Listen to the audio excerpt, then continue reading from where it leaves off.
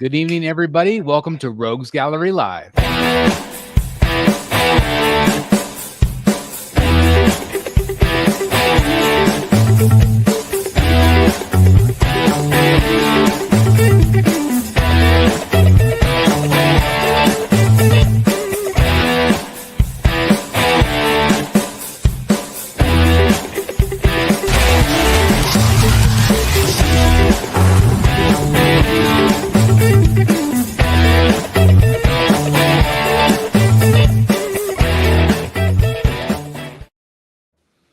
Like I said, everybody, welcome to Rogues Gallery Live. This is episode 180. I'm Chris the Batman Statue Collector, and thanks for tuning in tonight. We're really excited to be back with a regular show. Our last show was an auction show, which was a lot of fun. We had a really good time, and thanks, everybody, for tuning in for those. But we're going to be talking about collecting.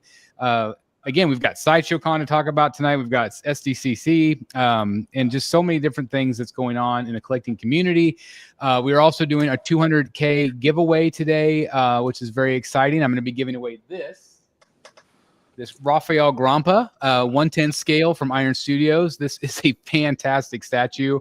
I absolutely love it, and I can't wait to give it away to somebody tonight for the giveaway. So all you have to do is stay in the chat, and we'll do a hashtag toward the end of the show. So stick around. Enjoy yourself. Thank you very much. All right, we got Wayne Manor, Rocket City, Mr. Dan in the house. How's it going, sir? It's going very well. Yeah, I'm excited. When you mentioned earlier in our private chat, there's a lot to talk about. You weren't kidding. Holy cow. Yeah, I have no agenda tonight other than just to talk about stuff that we haven't talked about yet, which is going to be a lot of fun. I hope so. We also have Mr. Matt Martin from not the Bat Vault currently, but maybe like a side corner somewhere, maybe a hidden alleyway. Yeah. Yep. Looking forward to tonight's show. Really missed you guys and stuff, and get back on track and talk about some statues. Absolutely. We also have Mr. Eric B. from All Things Art. How's it going, Eric? Doing good. Like you said, lots to talk about, and happy 200K. Oh, thank you very much. You say you're very close to yourself, I believe. Yeah, I've slowed down. I'm too slow at painting, so it's taking me a while to get videos out right now. Yeah, dance monkey dance, right? That's right. We also have almost on the cusp of SummerSlam, we've got Billy Rios in the house. How's it going, Billy? Doing well. Good to see you guys. And, just trying to beat the heat. It has definitely been toasty out here this past couple of days in New York City. So, man, just nice air-conditioned environment right now because I've been outside all day. No subways flooding this week, I hope? No. So that was scary. That's crazy. Yeah, whenever it rains, there's certain subway stations that become like oceans. I don't know. It's crazy. And speaking of scary, we kind of had a little bit of a scare last night. Jeff Delaney over at Secret Sanctuary, way over there on the West Coast. Everything going okay with the earthquake and tsunami and all that craziness? Yeah, we were under an advisory, but nothing happened, so we're good.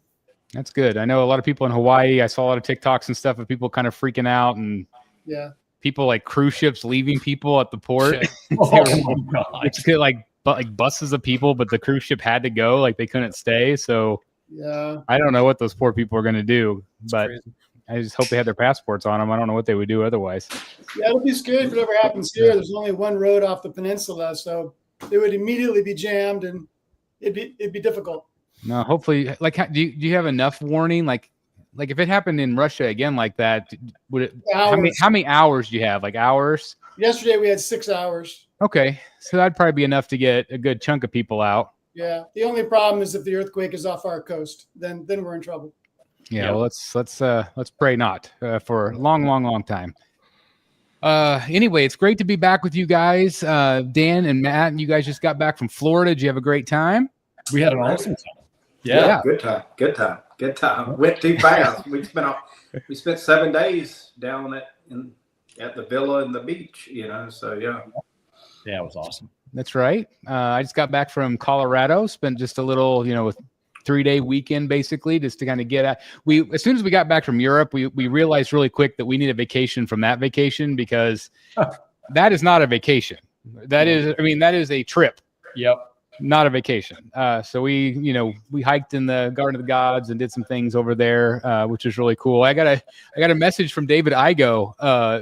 I posted some photos. He's like, "Are you in Garden of the Gods?" He's like, I lived like 3 minutes from there. Like that's where he was born. So like that's pretty cool.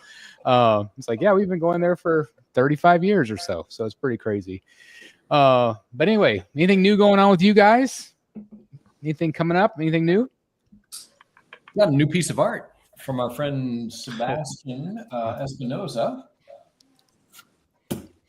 Happy to show this off. Oh, I love it. So I've been waiting 2 years for a Jimenez piece. And for those of you who may not remember from prior Rogues Gallery live shows when I was complaining after MegaCon that Mr. Jimenez ran out of time and could not get to my commission at MegaCon. So, so I have been beating around, and I'm really glad that I did because I love the composition of this piece. That looks really nice. It looks a lot better in your hand than it did in the photos I saw. Really? Yeah, he doesn't do a ton of backgrounds, and I mean none of the artists do really. So I don't know. I thought this was really unique. I like it a lot. I'm a huge fan of Menez's work. I have all of his work on the current Volume 3 Batman run. So yeah, this is will find a place in the collection for sure.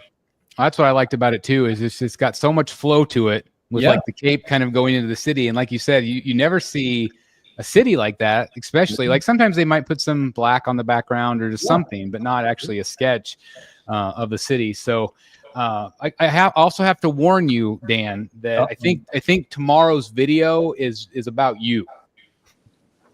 Yes. Okay. Work here is done. Yes. So I just wanted to put that out there because Dan and I did a really, really fun trade this last week. And I just cannot tell you how thankful I am. And just, I love this thing so very much. Like I've got goosebumps looking at it. So thank you. I knew it would look good in your collection, even better than in mine. But I would be showing off my newly added Chris the Batman statue collector Finch piece, which is kind of cool to have something from the BSC Finch collection in mine.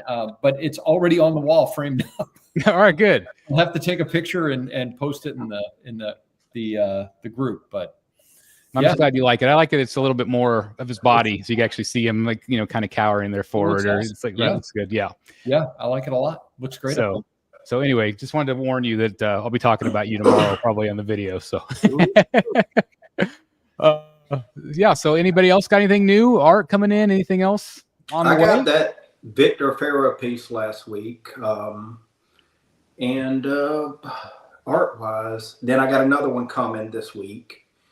Another piece that was an impulse buy. No, we don't do that here. Yeah, impulse buy, but got the Queen Studios 1/3 Battinson. I'm going to unbox tomorrow.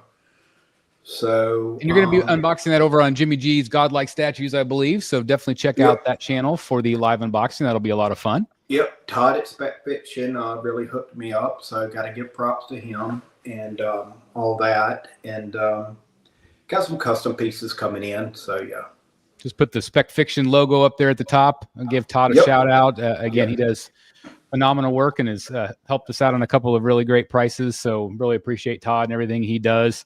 Did you ever have a chance, Jeff, to run into Todd at San Diego? Oh yeah, preview night. I ran into him and I go together. That's awesome. That's awesome. Yeah. There's some scheming in the works for the four of us to maybe get together in next month. Oh, okay. So we'll see. We'll see. You mean me, you, and the two of them? Yeah. Yeah. Yeah. That'd be fun. Yeah. Whenever I'm visiting California, so that'll be good. Let's see. I told you guys, but I spent a small fortune on a Bermejo piece this week. That's putting it mildly. Yeah. They don't come up very often. And I've got my Batman and Joker, and I've got that Two-Face. And I'm like, well, if I ever get a fourth one to balance out the wall, I need to figure out like which villain. And then I get into the same problem I had with my Finch wall. It's like, well, then I got to get all the villains, and it's very difficult to get one from him. Although I am hopefully knock on wood, I'm going to be getting a larger commission from him this summer, next month, if he's able to come to Chicago. And I'm having him do a Joker holding a bat, which is similar to one that he had done years ago. So hopefully that'll work out, but I just needed something to balance out the walls. So I'm anxious to show everybody. I think I got it from Albert, and he's going to be shipping it next week. And so give a shout out to him, and thanks for getting me a deal on it. So that was really great. So that's what I have coming in. How about you, Billy or Jeff? Eric, anything coming in? I have the Deadpool and Wolverine Iron Studios 1/4 pieces that was shown at San Diego last year. So just got shipping notice on those two, and they should be here probably like mid next week. Were those the movie pieces? Yep. Wow, those are really good. They were really good. I haven't bought too many movie pieces lately. It's been a while, and when those two dropped, I think I told Eric I pre-ordered them right after the movie was over from the theater. That's cool. Well, I mean, they look great. I think they're some of Iron Studios' best. Yeah. So, and I think I probably won't have it that way because I'll put Wolverine on the right from where I want to put it. But if you do stick the bases together, it kind of makes a little heart in the middle. That's cool. Yeah. That'd be really cool. I like it. So you got some cool stuff. Yeah. How about you, Jeff? Anything? No, not in the near future. I looked at my pre-orders the other day, and I think the end of this year, beginning of next, is going to be kind of scary. A lot of stuff is going to come all at the same time. Isn't that the way it always works, though? Yeah. It's like you wait for 3 years, and then all of a sudden you get 5 at the same time. Like it's like, oh. Yeah, I mean, it's brutal. The quarter scale Hush Superman, the quarter scale Alex Ross Superman from Prime 1, Moon Knight from Sideshow. There's a slew of them all coming at the same time. Well, speaking of Sideshow, I don't know if they're like, hey, we need money, but today everybody's getting like posting their wait list converted on various items. Mine converted on 2, but I picked up the Boba Fett and Han Solo and Carbonite. I've been on that wait list for 5 months, and it converted. You know what I'm saying? So they've been sending out emails left and right today. Yeah, I heard a couple of people converted on Weapon X. Yep.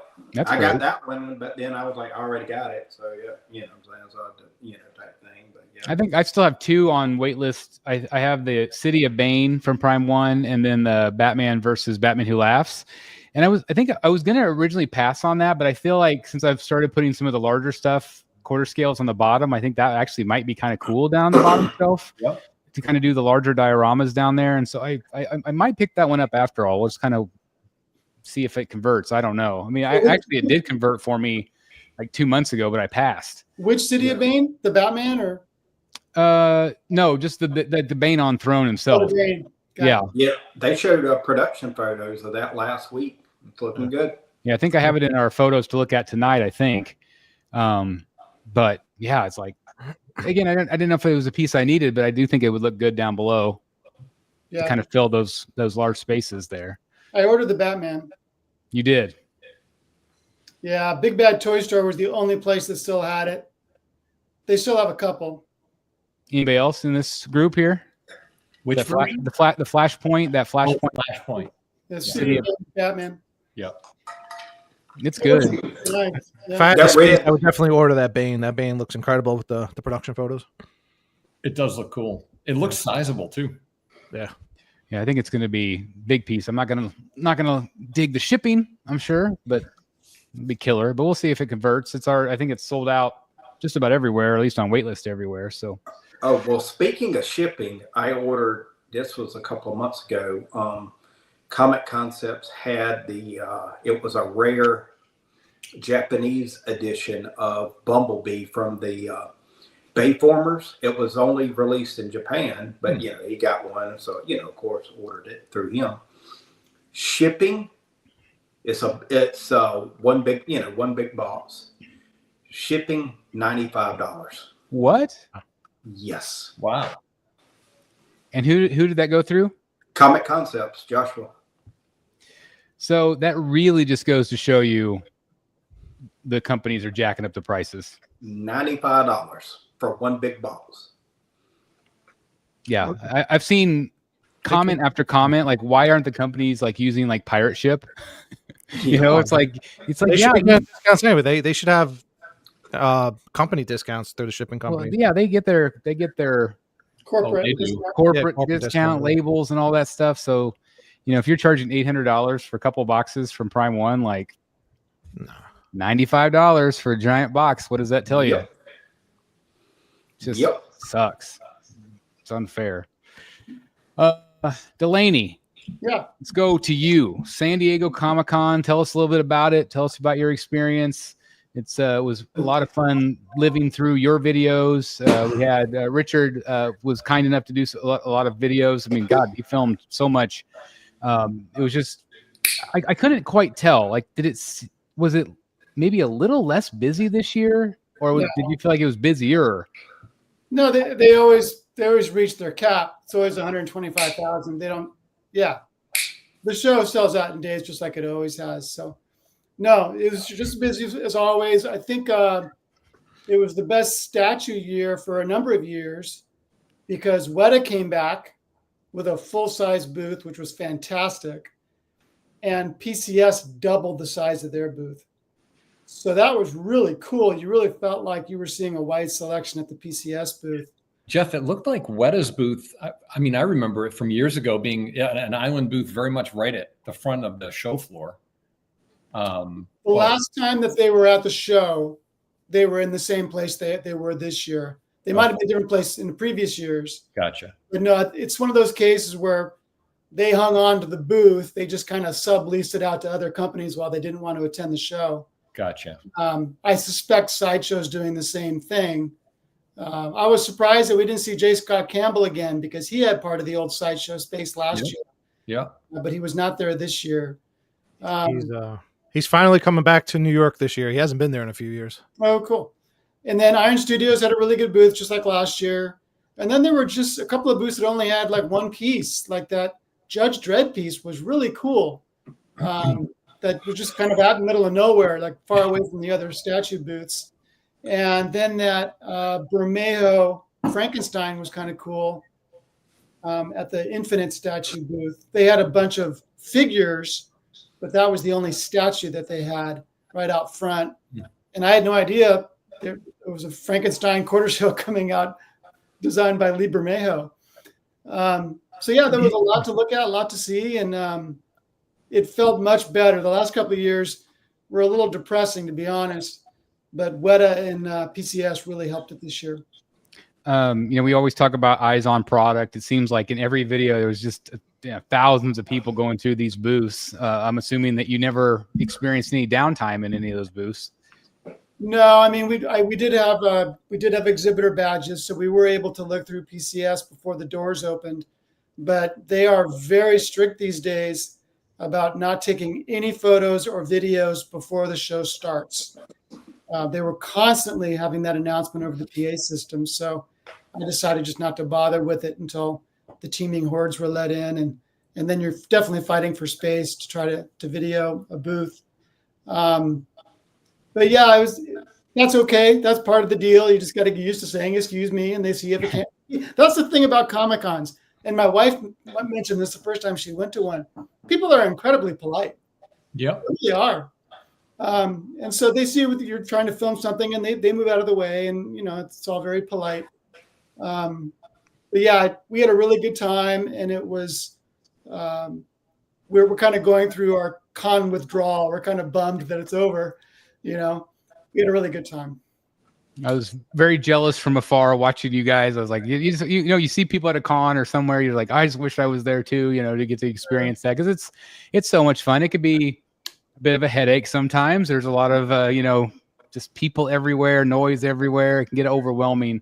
Yeah. But then you turn a corner and there's Cece, and there's Steve from Casual Nerd Problems, and Danny from Collective Minds, and you just and Igo, and Todd, and you bump into people all the time, and I don't know, we had so much fun. And then, like you guys probably saw in my Facebook group, me and my son sitting eating lunch outside the convention center, And then suddenly up on the balcony from the Hard Rock Hotel, comes Cena and Gunn, and they're throwing hats and everyone's cheering like crazy. And there's just moments like that make Comic-Con so much fun. That's awesome. You mentioned the Bermejo Frankenstein. Did you see Bermejo there? They actually flew him out there just for that. I didn't see him at that booth. I saw him in a different booth signing stuff and all that. But I saw him, and I saw Finch and a bunch of other folks, but didn't stop to. Last year they had a convention exclusive print that he was signing. I'm not sure if they did that this year or not. Not sure. I tried to spend some Finch money this year, but it just didn't work out. So maybe the next show, we'll see. Yeah. Alex Ross booth is always super impressive at that convention. It's a huge booth, and they had a lot of really cool convention exclusives this year. They have a Star Trek comic with an Alex Ross cover that was a Comic-Con exclusive. I might still get that. It's on his website. All kinds of cool. But I think we've maybe looked at a previous show. They had an Alex Ross Joker and Harley on individual prints, but then you could buy another print where the same images are together, which was really cool. But those are like $1,000 or something. Was Sienkiewicz still in that same booth with him again this year? Yeah. It looked like he had a lot of Batman stuff on the walls, which was neat this year. Yeah, that was cool. He had some interior pages that he did for a recent book that were just beautiful. I've always been a big Sienkiewicz fan, and now my son is a big fan of his as well. He's fantastic. And I think I kind of found out kind of through maybe Dan and Matt talking about him that one time we were over there, and I'm like, New York. Yeah. Yep. He's a phenomenal talent. I've probably told the story before, but when I was really young, I went to the comic shop to pick up my comics, and the new issue of Moon Knight was coming out. I think it was like Moon Knight 30 or something like that. And I had never bought the comic before. And I opened the cover, and the first page was a full page shot of a fist just devastating the side of this guy's face. And it was just like so cool that I bought that comic. And that was my first experience with Sienkiewicz. And that's when he was in kind of his early Neil Adams phase, where all of his work was really influenced by Neil Adams. And I just watched him progress from that into getting crazier and crazier until he did a comic called Stray Toasters, which was just completely out there and wonderful. And I've always appreciated his work over the years. I always find it interesting that I feel like he's got so many different styles. Like, like he'll do one thing and then he'll do something completely different. Whereas I think a lot of other artists, you get exactly what you get each time. But I feel like he just has this broad talent where he can do all these different things and make them look cool.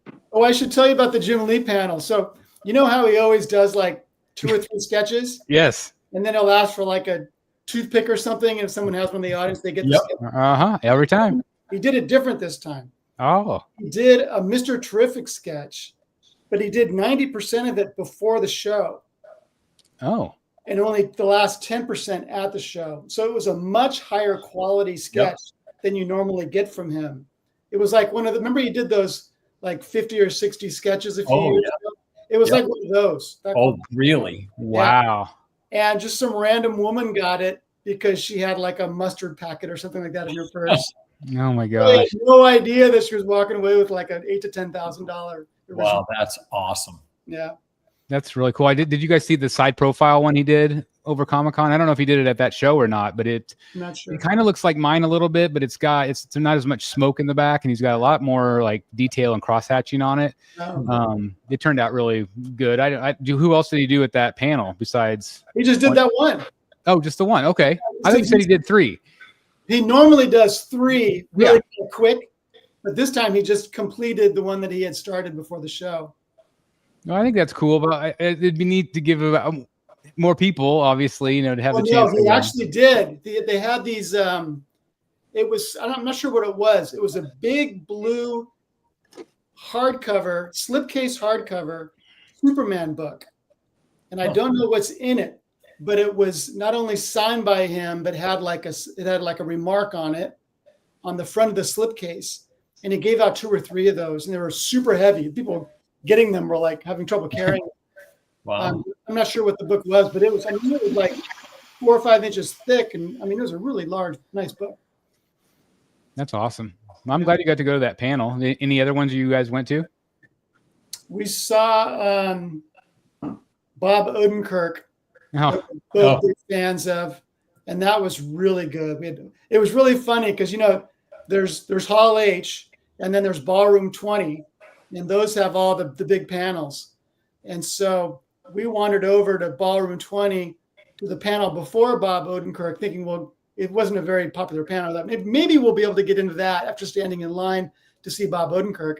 And we walked up, and there was no line. We walked right into Ballroom 20. wow. Which is just unheard of at San Diego. And we're able to see Odenkirk, and then a good panel on some horror movies coming up in the near future, including Together, which just opened today, which is getting rave reviews. So that was a really good panel. And then we went to some smaller ones, but there's a beginner screenwriting panel that we went to because my son is really into that. Yeah, there were a lot of good panels like there always is. How could he not be into that when his dad's this famous movie TV actor now? It's funny. He's so much like me. I mean, I was a film major in college, and I tried to get into the screenwriting thing and really never really made that work. But it's funny. He's kind of going down the same road. That's awesome. Well, much success to Will. I have no doubt in my mind he will succeed. I hope so. Yeah, that's awesome.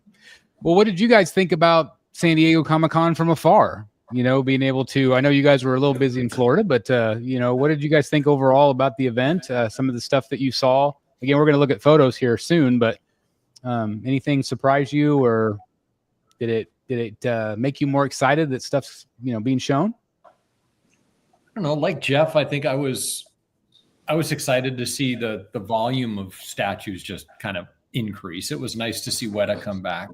And come back strong. They showed some nice stuff that I'm sure we're going to look at. PCS doubling their size. All of that was, I thought, a really good upward trajectory finally, a little bit. I got to be honest, I still miss Sideshow at that event. I just do. I missed the booth for a whole bunch of reasons. There's no Prime 1 without Sideshow there. There's, I don't know. Sideshow just always did such a nice job in their booth. It was always so interactive. People, they had staff there all over the place. And, I don't know. It was just always a focal point for me there. So I do miss them. But from a statue standpoint, it seemed like it was definitely in a better place than it has been. Yeah. What do you think, Billy? Oh, sorry. I would say, like Dan said, it was good to see a lot of statues. I'd say the one that I've been on the fence about that it finally sold me was the PCS Darth Vader bust. Ooh. That thing looks awesome lit up. And So cool. I'm sure it looks way better than the image, in person, Jeff got to see it in person, but I've been on the hey, what should I, But after seeing Jeff's video, it sold it for me. Now, that being said, I was a little disappointed in PCS because they didn't show everything they were teasing. That they promised that they were going to, like the half-scale alien, and stuff like that. But that being said, I think they had a strong showing. Three pieces didn't arrive in time. Yeah. That's what it was? Okay. Yeah. I didn't know if you had a chance to talk to Ann about it or not, because I assume. Yeah, one of them was the Boba Fett bust. Yep. And then I think the alien. Then I can't remember what the third was, to be honest. Yeah, probably the half-scale Predator, to be honest. Probably. But yeah, I was looking forward to seeing the Boba Fett bust in person, not just the rendered. You know what I'm saying? But I'm sure it's going to look awesome. I heard it'll have light ups as well, so that'll be cool. The Vader bust got tons of attention. It was at the corner of the booth, and people were mobbed around it all day long. And the Disney stuff got a lot of attention too. What did you think of the Vader in person? How did the paint look? How did the details look? Yeah, it's a really nice piece. I think anyone that orders it's going to be really happy. Yeah. Good. That's awesome. Yeah. How about Eric and Billy? What did you guys see? Did you see anything you like, or just overall comments about it? The PCS booth, obviously, the Disney stuff, the Captain Hook, the 1/3 Punisher looked awesome. Yeah. Yeah. Jeff, did they ever swap it out and have they didn't yeah, because the war paint portrait the whole weekend. yeah, I kind of like the regular portrait. And I think it might be the same without the war paint. it's the same portrait. Yeah, it just doesn't have the war paint. Yeah. But I agree with you. I prefer it without it too. Yeah. So because the Sideshow was exactly the same way. You know, he had the war paint on one. Both of them great, but that piece, the Snow White piece with the Evil Queen on one side, and then so thought that stuff was great. So I mean, I was actually more impressed with the Disney stuff this year. Yeah, Captain Hook goes up for pre-order next month. And are those 1/6 or those? We're 1/4. 1/4. Wow. Wow. Yeah. His price is low, but he's waiting to get a quote from the factory. And the Iron Studios, the Mary Jane and Spider-Man. I love that one. That's 1/6. And That's 1/6. That looked great in person. Love that one. Yeah. So I wonder how they'll be able to keep those Disney prices low, though. Well, they might not. they won't. Yeah. I was gonna say it's like Disney cha-ching, Yeah. No doubt. but I agree with you. Like I feel like those were something that really wowed me. And again, it's not something that not everybody's going to collect, but man, there's a lot of Disney fans out there, and Captain Hook's my favorite Disney character. And so like to me, that's a shoe-in. I thought he looked great, and I did see that Ant said they're going to tweak the Peter Pan eyes. Yeah. They're going to change the eyes a little bit, I guess. He looked a little crazed. He's hopped up on the Stardust or something. Yeah, so they're going to adjust that a little bit. All right, that's cool. And so What? it will be one of those deals where with Snow White and with the Evil Queen, where you can just buy the figure, or you can buy the deluxe version with the mirror or with the old lady. That's awesome. Mhm. Well, I'm assuming that they will be very successful with this, and I think that they'll probably want to do as many as they can. Hopefully, longer than freaking Sideshow did when they released 4, Right.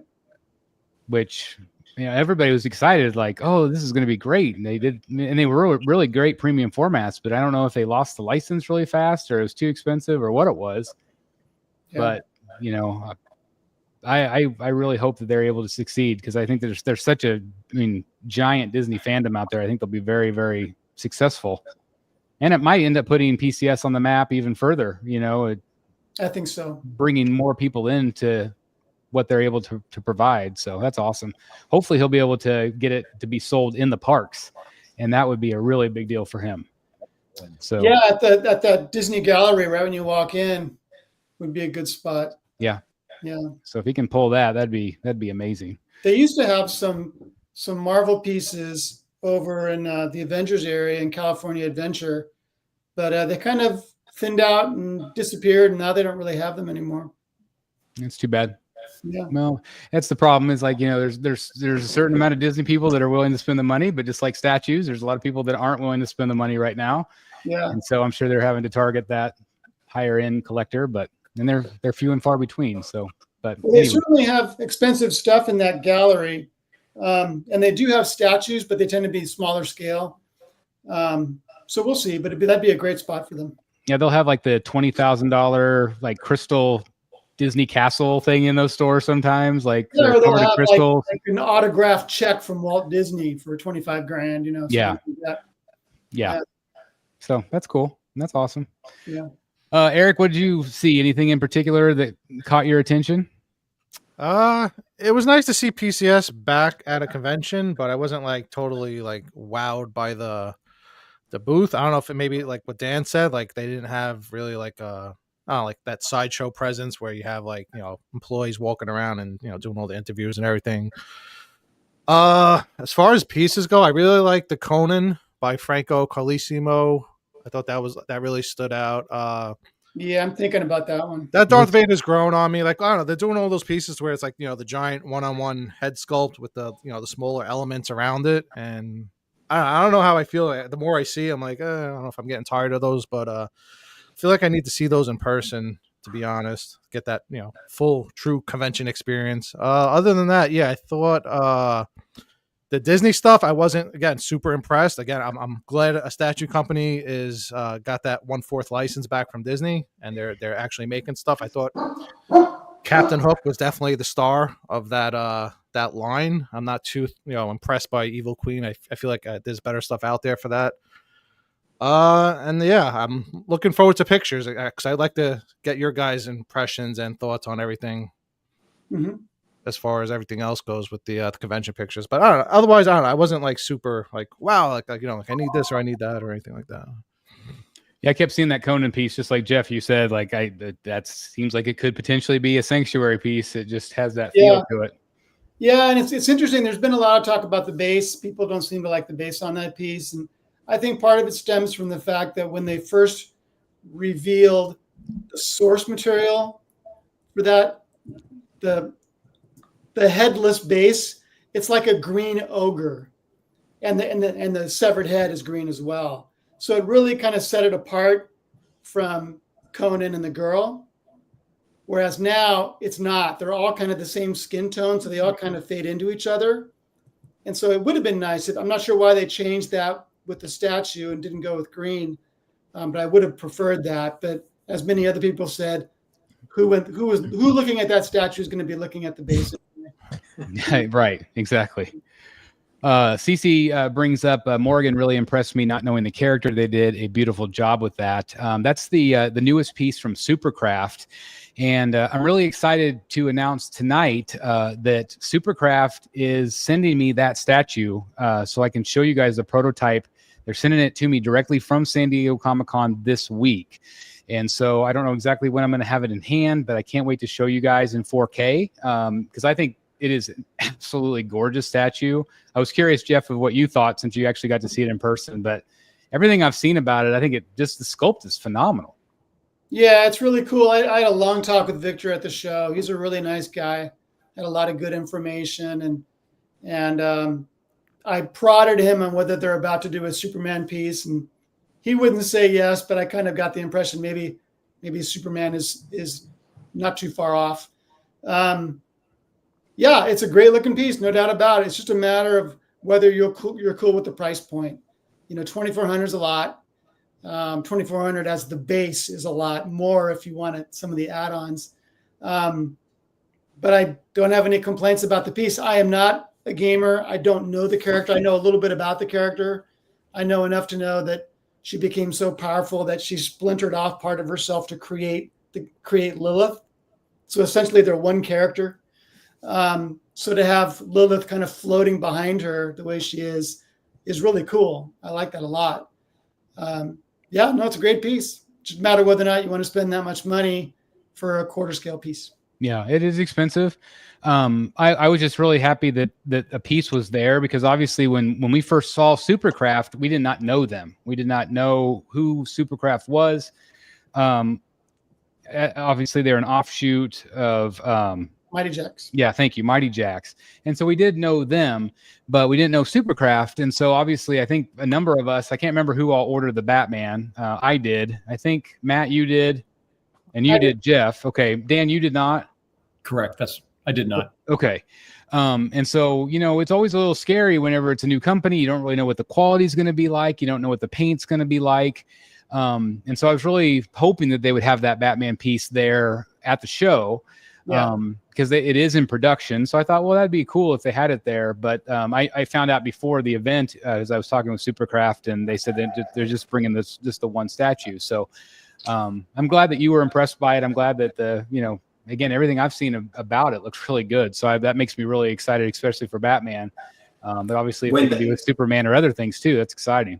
When they showed that print for the first time on Godlike, that print, and they said it's shipping separate. They said, we're going to ship it to the customers beforehand.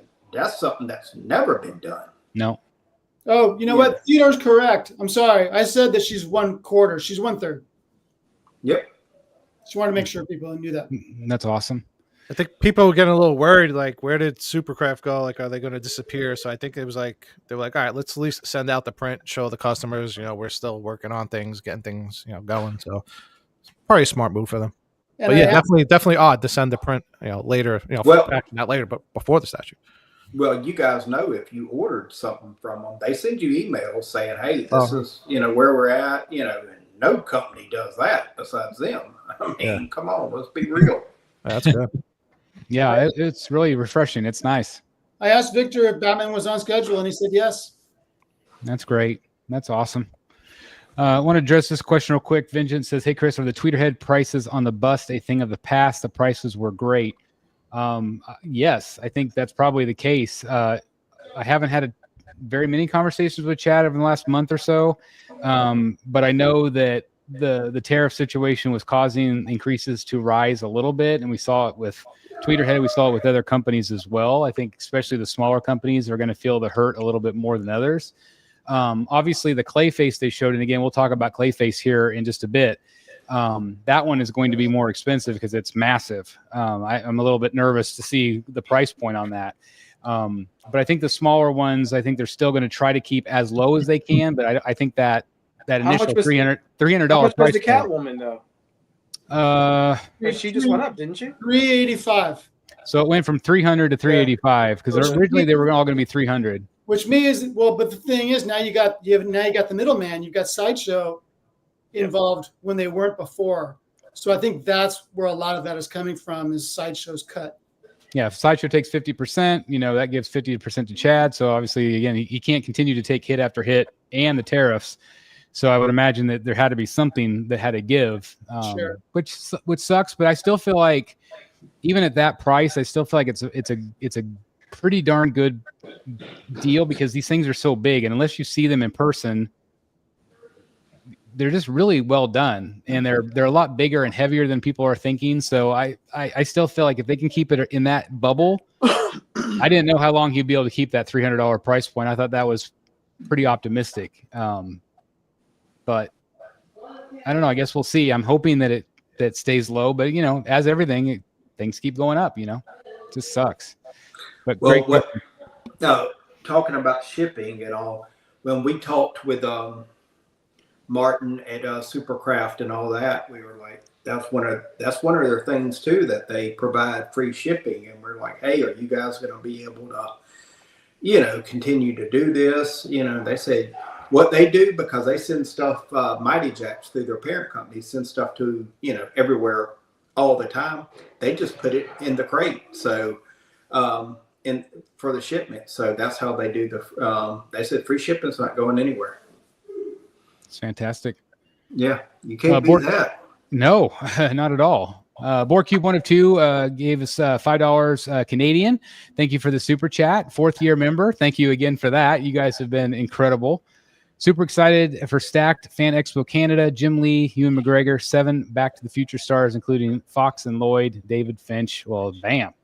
Wow. Apparently we need to go to Canada. That sounds pretty great show. When is that expo? I know that Fan Expo Chicago is next month. We got Boston next week. Boston is next. Yeah, that one is at the Canada one is at the end of August. End of August. Okay, Yeah. so getting close. That's awesome. Toronto or Vancouver? Toronto. Yeah. That's awesome. I've still never been to Canada. I really want to go at some point. I'm hoping. Fingers crossed. Canada's awesome. I think I want to go to San Diego. That lives in Chicago. They go to Canada all the time. They say you can just drive up there, type thing, and he'll go for a couple of days. So it's pretty. If you live up in that region, it's pretty easy to get to. People are ridiculously nice. Yeah. To a fault. Yeah. That's awesome. Jargon says, "Hey Matt, just to let you know, your package arrived in one piece. Can't wait to open it up." Cool deal. Always a good sign, right? Yep. Absolutely. We talked about San Diego. We haven't had a chance. We'll just kind of briefly talk a little bit about Sideshow Con. What did you guys think about the format this year with the much shorter videos? Definitely different this year. Yeah, definitely different. Yeah. Just wasn't much to it. I don't even remember it. Yeah, right. I mean, they could have did all that stuff in one day and been done. Hey, let's take the rest of the week off. Come on. Yeah, I'm saying. I think there was one video that was like 15 minutes. Yeah, it was one that was 12. They did a Man-Bad art print. It was funny. It looks like something that came out a long time ago by It did. It's not. It looked like the cover. Yeah, it's not Sideshow's That custom. art print. It's it's actually from a cover. Yeah, which is what a custom was made based on that. Yeah, custom. Yeah, based on that cover. Yeah. I was like, wow, that was a weird choice. Yeah, I thought so too. But it's a cool print, I think. It'll be a cool statue. Yeah, I talked about it on the channel, but I feel like I think that they went shorter just because of people's attention span these days with constant scrolling and stuff. So I can see where maybe people are just digesting the content a little bit different. So maybe they were just trying to do something different. Although I still feel like they could have done both. Like they could have done condensed versions for people that want to get to the point quickly. But there's us that would like 4-hour documentary of the behind the scenes and all that stuff. I feel like they could have done a little bit of a balance. I think we all died out when they stopped giving away the free dollar bills. Okay. I was like, no dollar coupon codes anymore. Oh man. Yeah, but I mean they did some. It was fun. They did some throughout the event. I think I got a $3 promo code. I think at one point.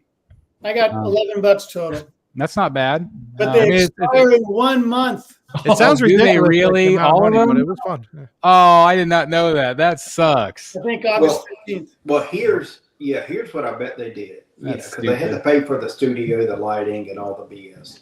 They filmed all that stuff in one day and then just chopped it up. Oh yeah. Hey, this is going to be Monday. This is going to be Tuesday. This is type thing like that. So yeah. But it can't can it really save that much money in production if they do a one day shoot versus it's in their own warehouse? Yeah, it's their own office. It's not. Yeah, it's not like production studios. Yeah, they have their staff already there. They have the people that are working. But they kind of gave everybody, or at least I would include myself, us, what we wanted. With the past years, we always complained it was too long. Why is it going 2 weeks, 3 weeks, a month? Whatever, how long it used to be, it was just dragging out. So I feel like they probably listened to that, and now they made it shorter, but maybe too short. Huh? For all we know, maybe they did do it in one day. Mm-hmm. They could have filmed all that in one day. Yeah, JWR's in the house, and he said, "Wasn't it live?" No, it was all. Nope. It was all pre-taped, all of it, and that was the difference. Is they used to do the live tours where they would go from podium to podium and talk about the stuff. Very much an infomercial, but it was still, detailed. Amy's always very knowledgeable. She always does her stuff. I don't know all some of the other personalities on there, but they used to go from booth to booth, kind of like what they would do at San Diego Comic-Con, and it would give you kind of that live feel. They could interact with the crowd. The crowd would say like, "Oh, could you go back and show us more of Batman?" And so then they would maybe go back and look a little bit. So it was much more interactive. This year it was all pre-taped. They did do like a live, like they used to kind of do, or they would do like just like in their Facebook group, they would do like a little panel with like 4 of them, and they were just talking about whatever people were talking about in the chat, not necessarily referring to any products. I think a lot of that has to do with the quality too. If you remember, like when they used to go live back in the day, like the quality, I mean, it used to be fun to watch, but the quality was just crap. Like they were always losing signal or it was coming in blurry. So maybe they feel like, well, if we pre-record it, we can perfect everything, make sure everything looks perfect. This way people don't crap on our stuff like everybody likes to do with everything in statue life. Yeah. I don't know. Just playing devil's advocate on it. Yeah, it's I don't know. I think we were things. There's bad things.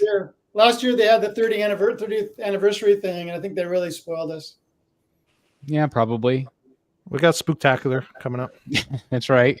Well, and then like we'll have like this really great reveal on a random Tuesday or something. It's like why not make it special for the show? Won't see any box forts. Remember they used to do that? Yeah. Yeah, those were fun. Back in the Susan days. Yep. Yeah. No Man Bat, which I was dumbfounded because we had Anthony on the show and he had already said it was been photographed, it was painted and all that stuff. So I was really kind of surprised. Although I feel like we will have him shown by Halloween time. I feel like that'd be a good time to maybe show him. But you would think, yeah. Well, that's the problem. That we always say you would think. Yeah.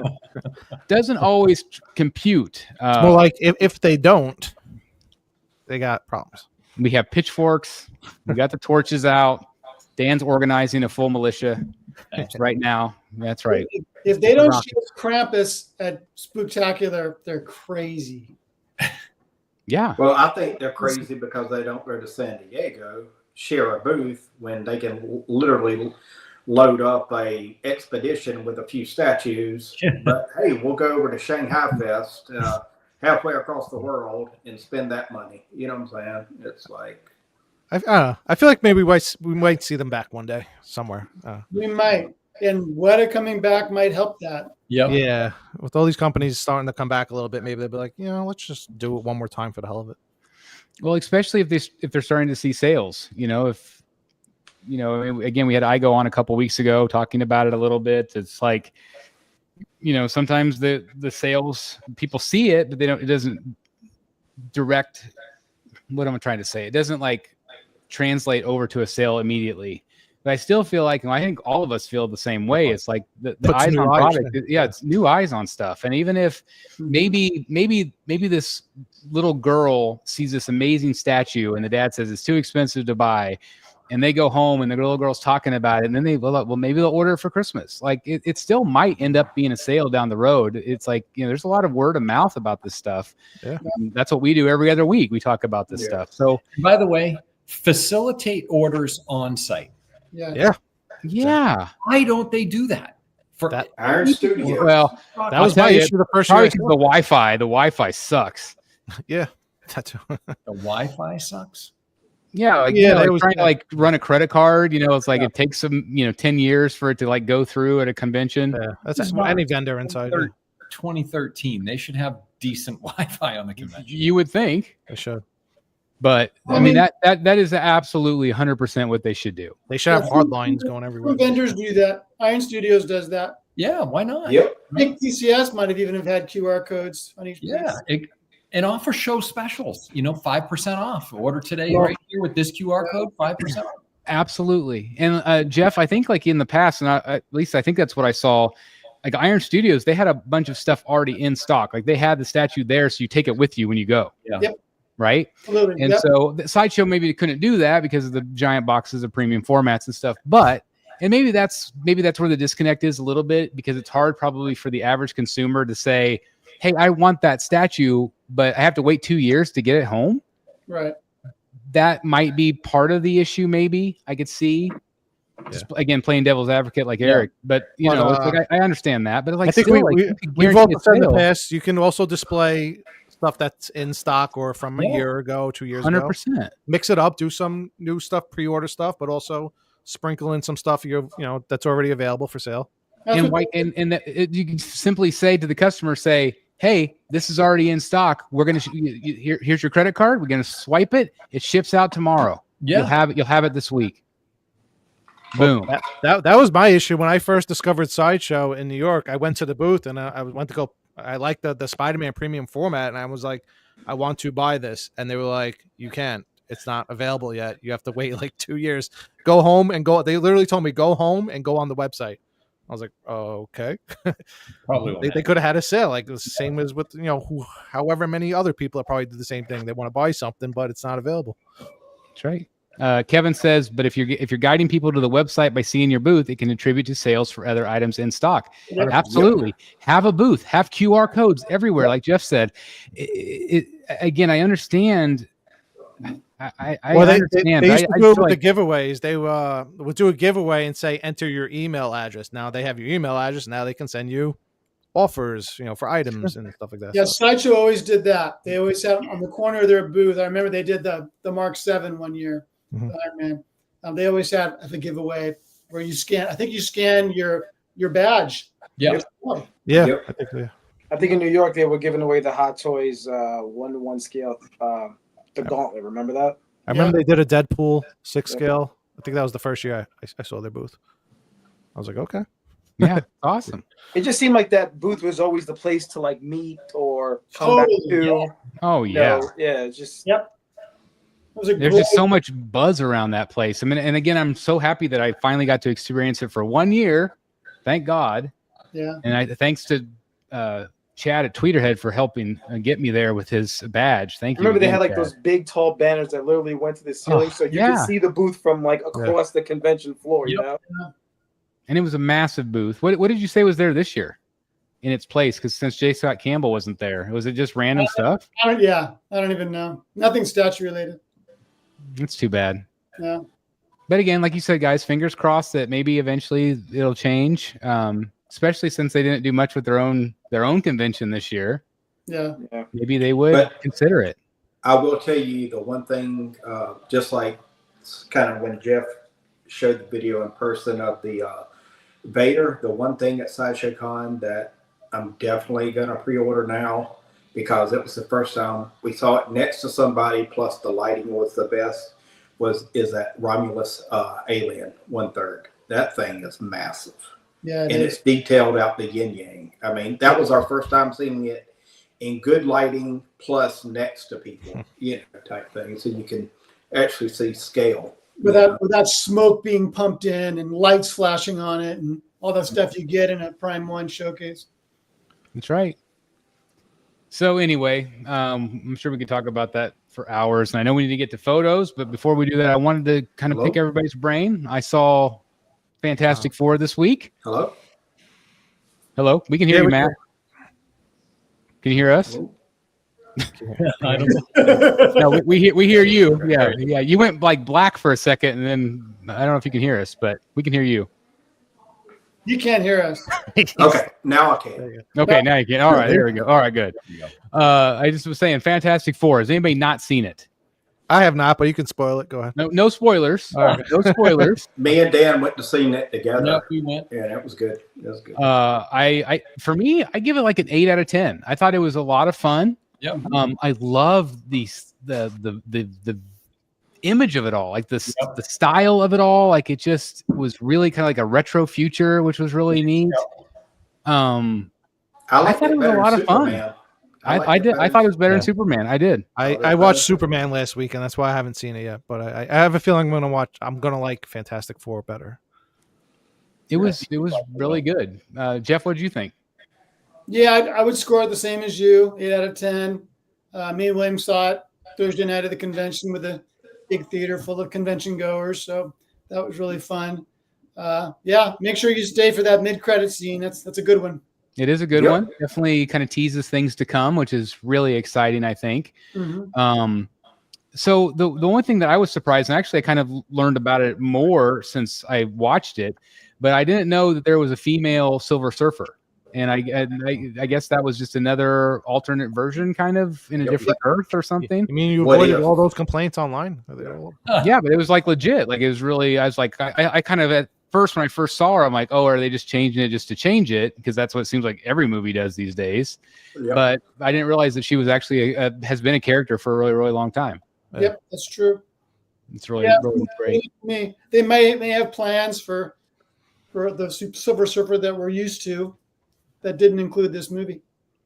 One thing that I was really impressed with, and I was curious if you guys kind of felt the same way, is I felt like the Thing was obviously CGI, but I feel like he was the most realistic CGI character I've seen, where he felt like he was really there in the shot. Like he really felt like there was weight to him.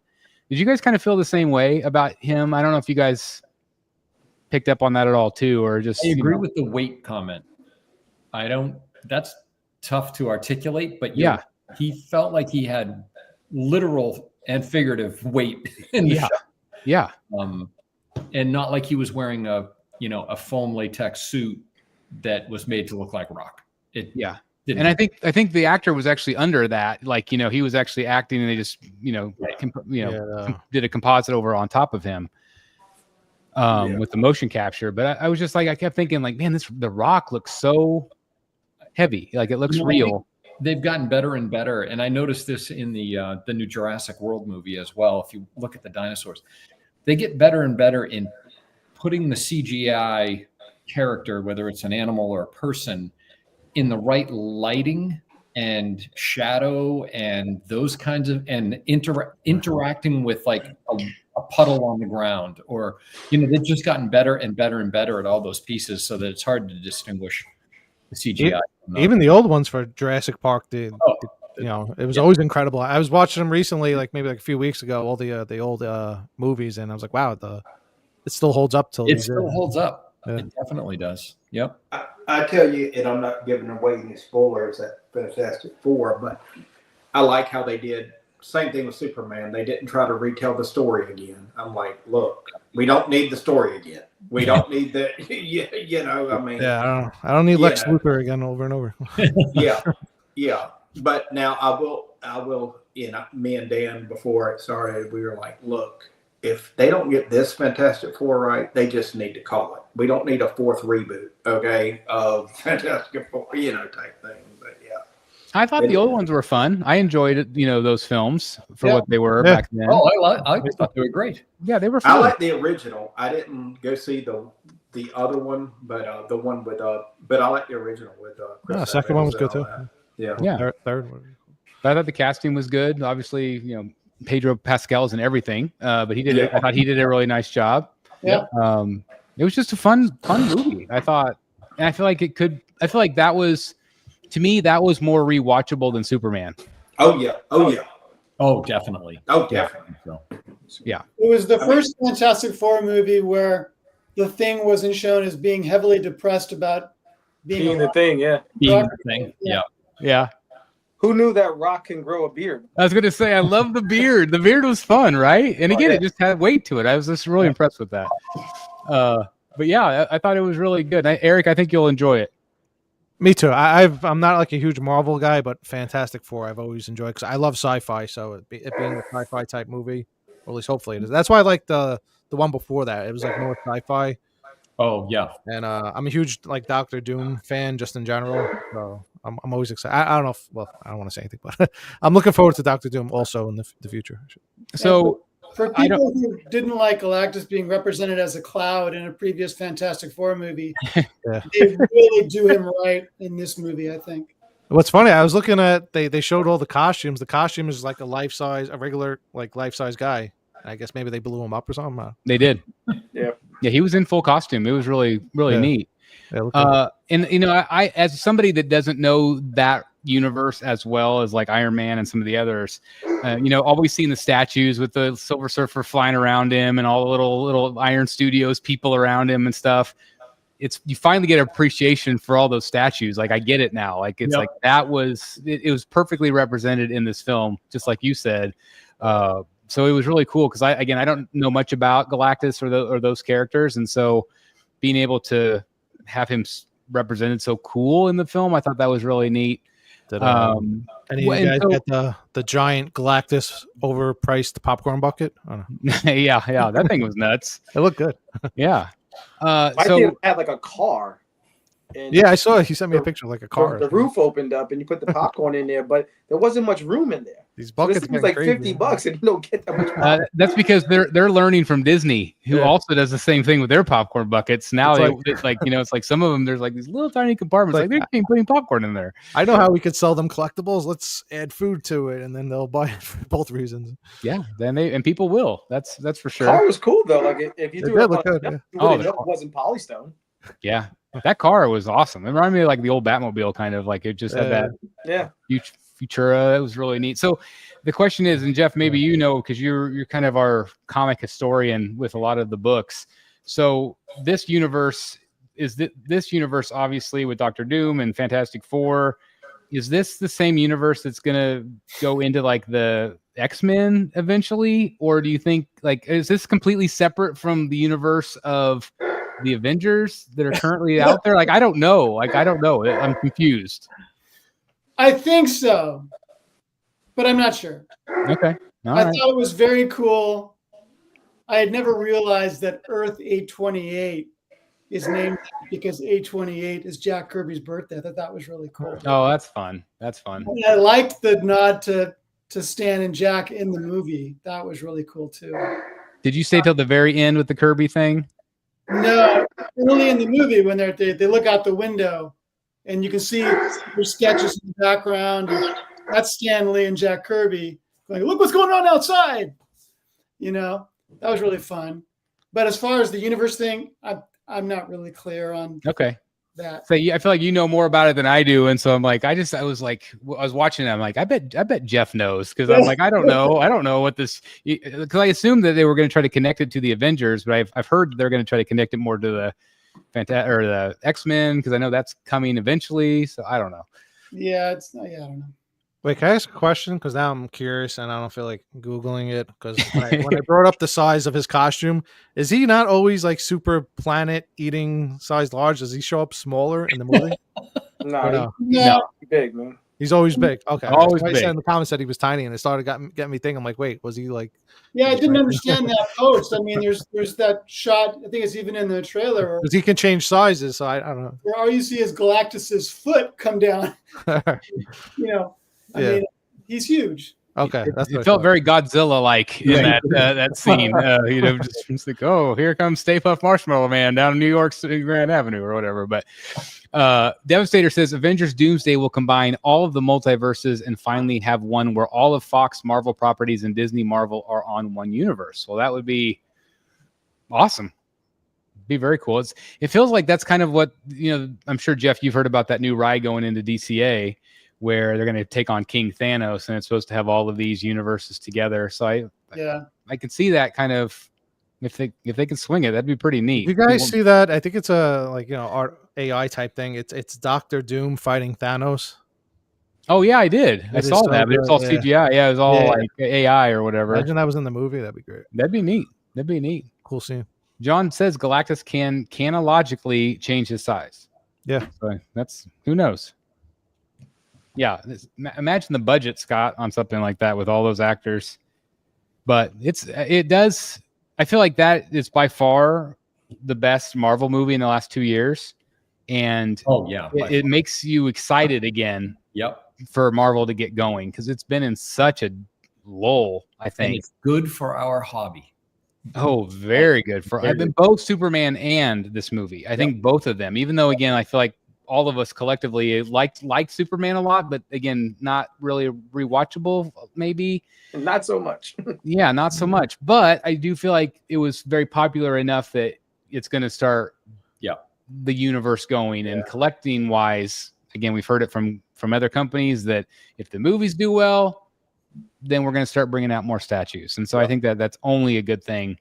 We have been in a big lull for a number of years now.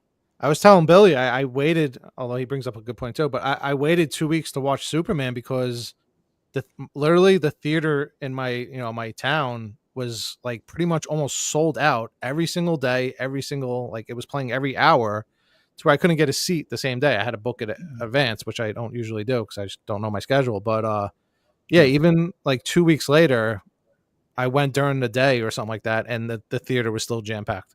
Wow. And my theaters, the movie plays like every hour. Wow. Yeah. When's the last time you saw that? I mean, I can't say ever. Pre-COVID? Maybe never. I've never seen anything like that. Like every theater in my area, like a 6 mile, not 6 mile, but a 6 theater radius was just sold out almost every single showing for 2 weeks at least. Well, that's great. I mean, keep it up, right? Yeah. I'm sure everybody's thrilled, especially the people that make the movies, because it's not been like that for a very, very long time. But it has been a great summer. Again, I thought Jurassic World or whatever they're calling it now. It's not. Is it still World? It is. Or Dominion or Jurassic. It's called Jurassic again. Yeah, Jurassic. Jurassic again. Yeah, but I thought I think I like that better than Superman even. Yeah. I thought it was fierce. Loved it. I thought the ending was kind of rushed, but I still thought it was a really good movie. I love the scene with the T-Rex and the raft and the water. Like, oh my God, that sequence was unbelievable. So good. And when he dips his head in the water, who knew they could swim? Oh my God. Jeez, it's so good. Like, that was my favorite scene of the whole movie. I thought that was fantastic. But anyway, it's nice to see some nice summer movies and people loving to go and being in the theater again. So I think it's fun. I think it's awesome. So Vengeance is begging for pictures, and I know that these guys are too. So let's go ahead and we'll look at photos. Oh, you know what? I'm not going to look. I'm gonna do one better because I thought this was really neat. So I wanted to do this really fast. I'm not going to take too much of your time with this, but I wanted to share this really quick. This is from Toybox CL. Can you guys see the screen on here? Yeah. I thought this was really cool. This is the J&D Jokers, and he kind of goes and shows the hands and stuff. And I thought some of this was really cool, like where this is made of silicone. These are the 6 scale figures. These have started to release this week. But this I thought was really cool. One of the hands you can actually bend and pose. Have you guys seen this? No, not this one, but yeah, I've seen them bend. So the first time I ever saw something like this was like that Queen Studios Hulk, where you can kind of pose him a little bit. I was a little bit concerned with the idea of the silicone like splitting over time or something like that. But I thought this was really neat to see this. And what else did I thought was pretty cool? Let me just show you. Skin's very dry. Yeah.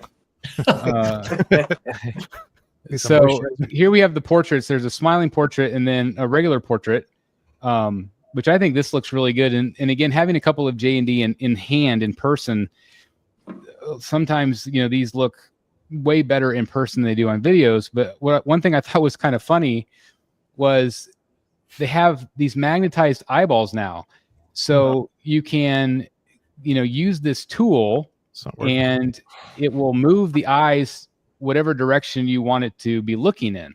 And so I thought that was kind of neat. And this person struggles with it a little bit. I don't even see it moving. Yeah, eventually they get it to move. I think it just depends on the angle, although I haven't seen it move yet. But I know he actually does. Yeah, that shit ain't working. But I love the cross-eyed. I thought that was pretty funny. But once he gets it to go, Oh man, let's see if he gets it to go here. 10 minutes later, still not moving. To me, this is just a nightmare. Oh, hold on. There it's moving backwards. Wait, I think I saw it move a little. But you can see that once you actually get it to go, it's kind of cool that like instead of it being that little joystick behind, you can. it looks like he's going through the sobriety test. Yeah, look at the doctor's appointment. Follow my finger. He's Open your eyes. failing right now. So I've seen a couple of videos like this, and maybe I picked the wrong one, obviously. But there was one that was moving really easily. But you could see the eyeball moving there. Oh, I missed that. Look down at the title. I don't know. But that one just rolled back, so that makes me a little bit nervous too. But I think I like the idea of it. I had never seen anything like it where you can actually pose the eyeballs with a magnet like that. But again, if you can't get it to go, Whose channel is that? So anyway, I thought that was interesting. I thought it was interesting too to compare them next to the Hot Toys. I saw somebody do a repaint. I think it was the J&D. It might have been something else. It looked really there was somebody in, I think Brandon in our group, I believe he's been messaging me, and he actually had his rehaired, the J&D rehaired from what they released. And it looks a lot better. But anyway, this is their 6 scale, so it does make me excited to see kind of what they do with the statue when they do the bank robber Joker, which I know some of us have been, expressed our interest in. But I feel like you can really see a difference in skin between what the Hot Toys did versus what the J&D did, whether, again, that magnet works on the eyeballs or not. But I just thought it was kind of cool to see some of these side by side. And anyway, I just wanted to share that. I thought it was funny with the eyeballs. Pretty soon it's going to be like a string you pull in the back and it says like 5 different phrases. Yeah. You want to know how I got these scars? Oh, boy. I love it. Rehaired, end quote. There it is, Brandon. Yeah, that's right. So anyway, I thought it was, yeah, see, J&D haters. There we go. It wasn't working. Yeah. I do own 3 now, so that's the crazy thing. Yeah. Almost a 4th. All right, let's go to photos. Some of them might be out of order. Again, I was in Colorado, so hopefully everything will turn out okay. I'm thinking of these magnets. Somebody's going to take a magnet one day and the eyeballs just come flying out of the statue. Well, that's the crazy thing is everybody told me with mine, somebody said, like, it looks kind of bug-eyed. You need to push the eyeballs in. Yeah. I'm like, what? Push the eyeballs. And that's what you do. You push the eyeballs in. I don't know. It's because they're glass eyes and silicone, so actually you can push them in. I don't know. But can't you push them in too far? I pushed as hard as I could. It didn't go. I mean, it just went in a little bit, and it's like the eyelids kind of closed a little bit, so it does work. But I think behind it, it's just silicone. So I don't think you can push it in too far. I don't think. I don't know. I guess we'll find out. I'm not going to mess with it too much. Yeah. Well, then we learn it's a silicone outer layer, but like the inside's resin. Yeah, I don't know. Who knows? Can you guys see a giant turtle? Yep. Yes. Yep. Yeah. All right, good. So we're going to start out with some of the pieces in the PCS booth. I thought this looks great. Is this half scale, Jeff? Yes. Yep. What do you think of the plain base? I thought that was kind of a weird choice. It's the worst. I thought that was a weird choice. Yeah, I'm like, you couldn't do a manhole cover or even like just like pavement. Yep. Street. Just pavement. That's all. yeah, Just pavement. Yeah. just pavement. Like, and again, like all of these turtles, I thought have been phenomenal that they did in third scale. I love each and every one of them. I love the shredder. I had a chance to have that one in hand in the Batcave here, and they've all been so good. But I'm like, then I saw this. I'm like, what?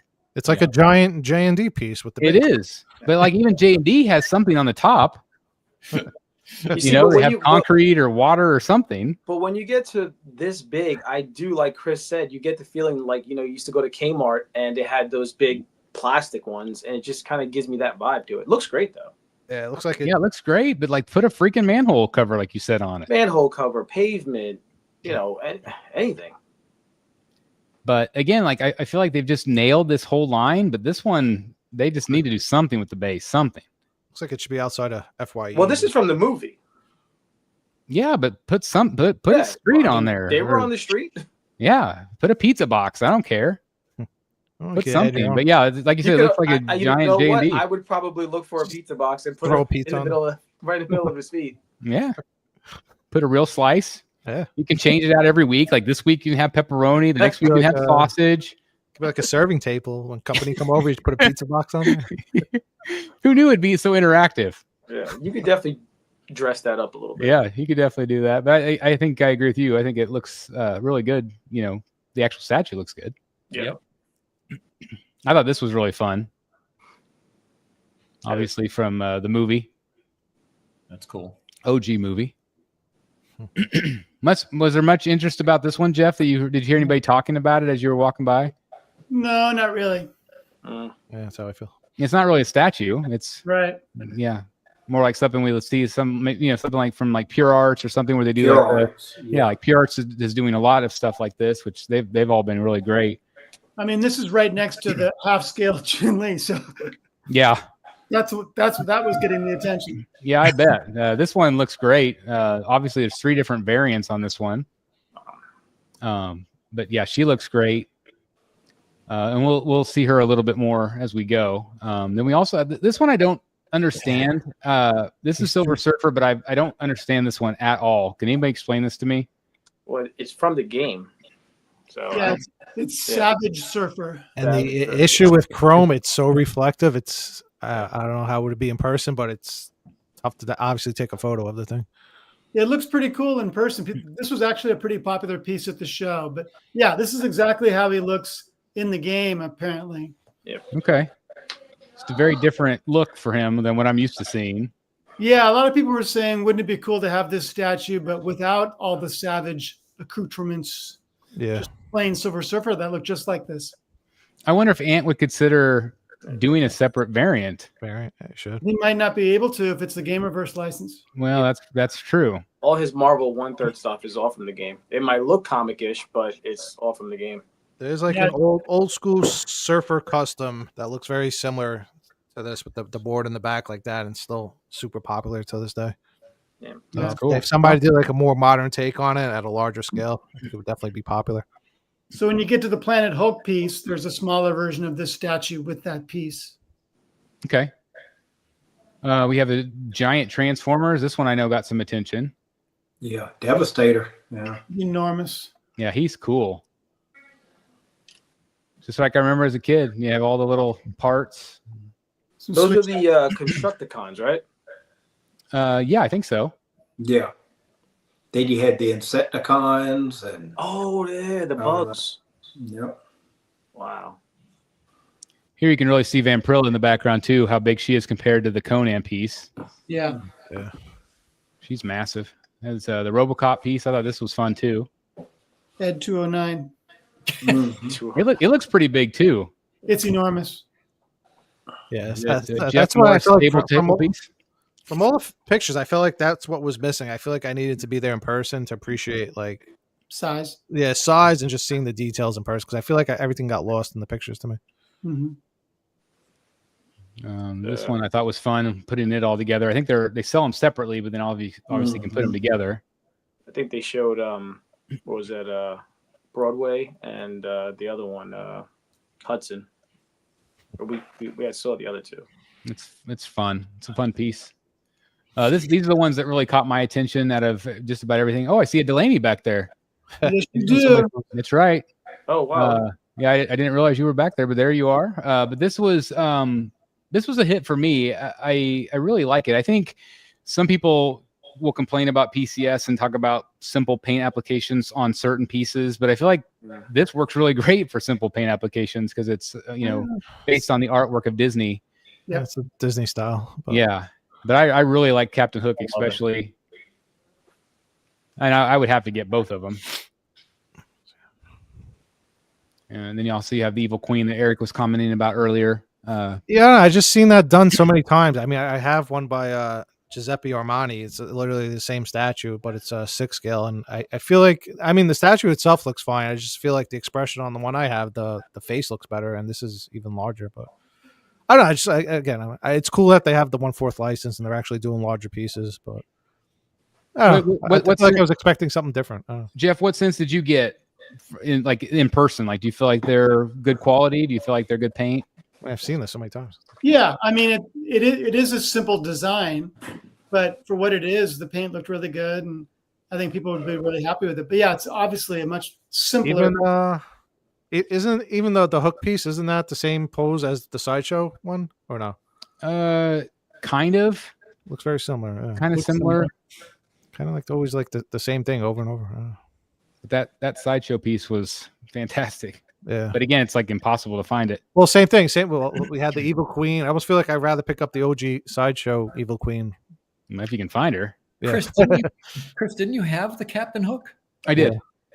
I did. I had it briefly. Yeah. But I think I panic selled, and I needed to buy something else at the time. So that was a pretty expensive statue. I love it, but it was one of those ones that was, again, just going to be in another room that's not in the Batcave. Yeah. Tucked away somewhere in the basement. So it sucks because I really love all this Disney stuff, but I don't have a giant amount of space to put them. Was that one a quarter scale? Quarter scale. It was, huh? And I loved it. And it had the bonus with the croc coming out of the water. Yeah. Loved the piece, but that's one I probably regret selling.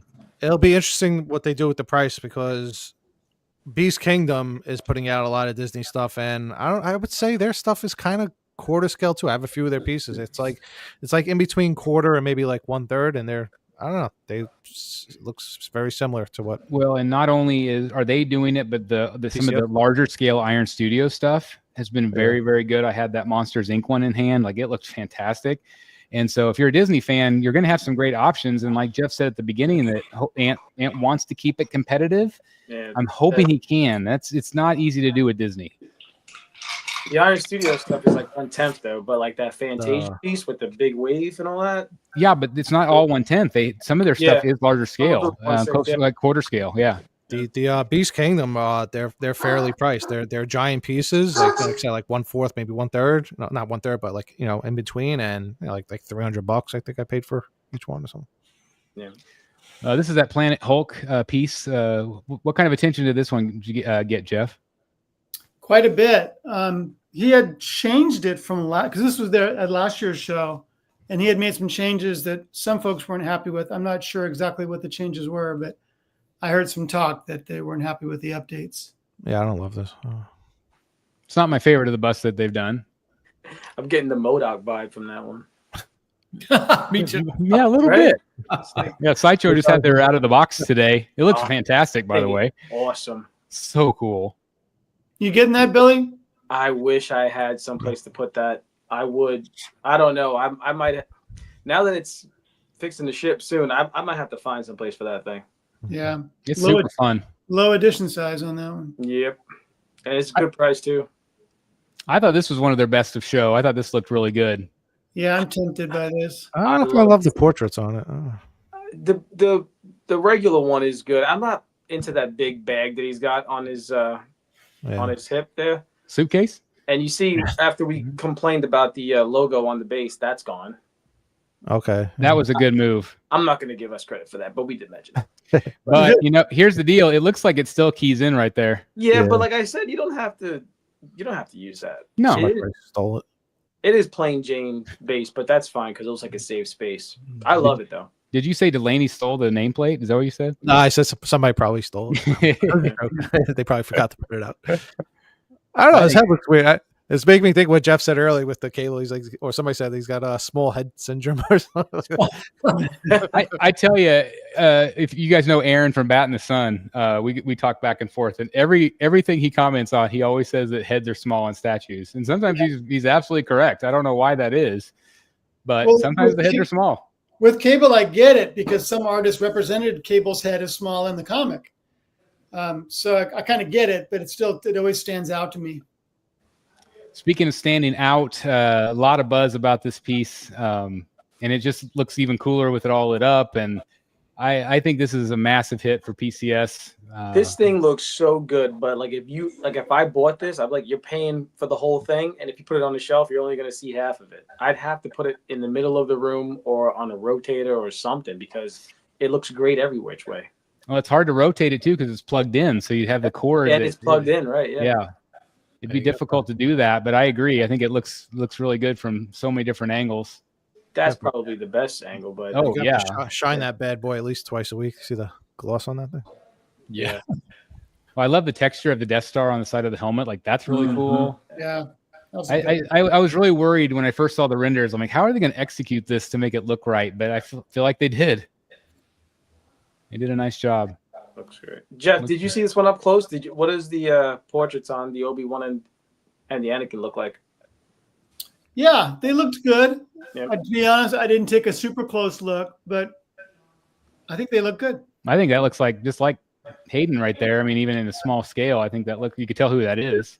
Right. Just even looking at it blown up here in this photo, but I heard someone say they could take just that part there and make it its own statue. Oh yeah. Oh yeah, sure. There was a custom 1/4 like that where they were on that and in the same pose. Oh, you might once you put it on display, you're not seeing half of the stuff. Yeah, that's the only thing. Yeah. Like pick your favorite angle, and that's what you're gonna say. Yep. Is this small quarter scale or third? I can't remember. I think it's third. Third. I thought this portrait looks really good. I think it's one of PCS's best. And there's a switch out torso as well. It looks good. Yeah, I like this. Here's Delaney's feature piece right here. Very would you get this one with the girl or the one separate? You gotta get the girl. CEC told me I have to get the one with the girl. But it adds so much more to it. I think. Yeah, she's half naked. It really does add more to like the story and everything. It certainly helps, but it's got a lot more movement to it. It just makes it look bigger than it is. It also adds $500. Does it really? It does. Yeah. $750 versus $1250. Eek. Yeah, that's eek. But I do like the girl. I think the portrait is very much like, I forget the actress's name right now. Oh, it's Jessica Biel. Yeah. 100%. It looks a lot like Jessica Biel. And Can you buy just the girl? No. Oh, look at that arm seam coming out. I didn't realize that. That's hopefully that's a good magnet. magnet. Going to fall off. Yeah, hopefully that's a good magnet. I wish that the deluxe gave you the option of having the girl or not, but it doesn't. You have to buy it with the girl or without the girl.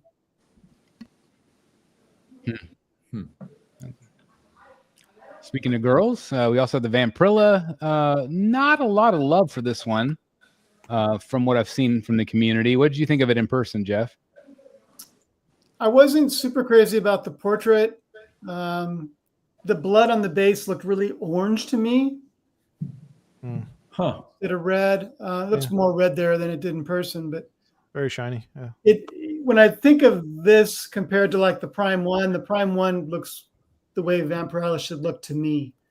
This one kind of gave me cosplayer vibes. Does she have a really tall head? I can see that. Or is it just Yeah. I think how tall her forehead would be. That hair is no.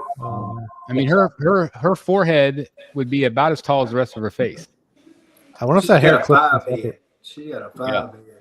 Do you think that's what maybe the problem is with this piece? Is maybe the portrait's okay, but it's just the hair that makes her look weird? I don't know.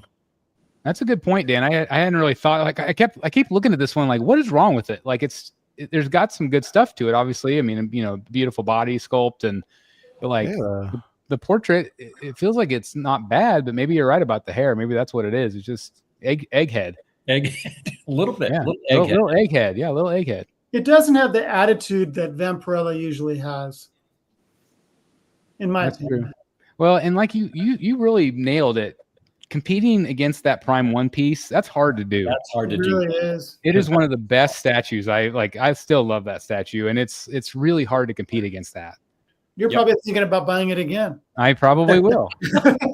I'll buy and sell it 3 more times. I think she looks a little better from that angle. Yeah, you could tell the angle they were going for. They were like, let's twist our head as far back as it goes, so we can display it from this angle. But I mean, is there anything about that portrait that says Vampirella to you rather than just random girl with dark hair? No. Exactly the problem. I thought that. I don't see any fangs unless they're just really hard to see because it's small on my screen.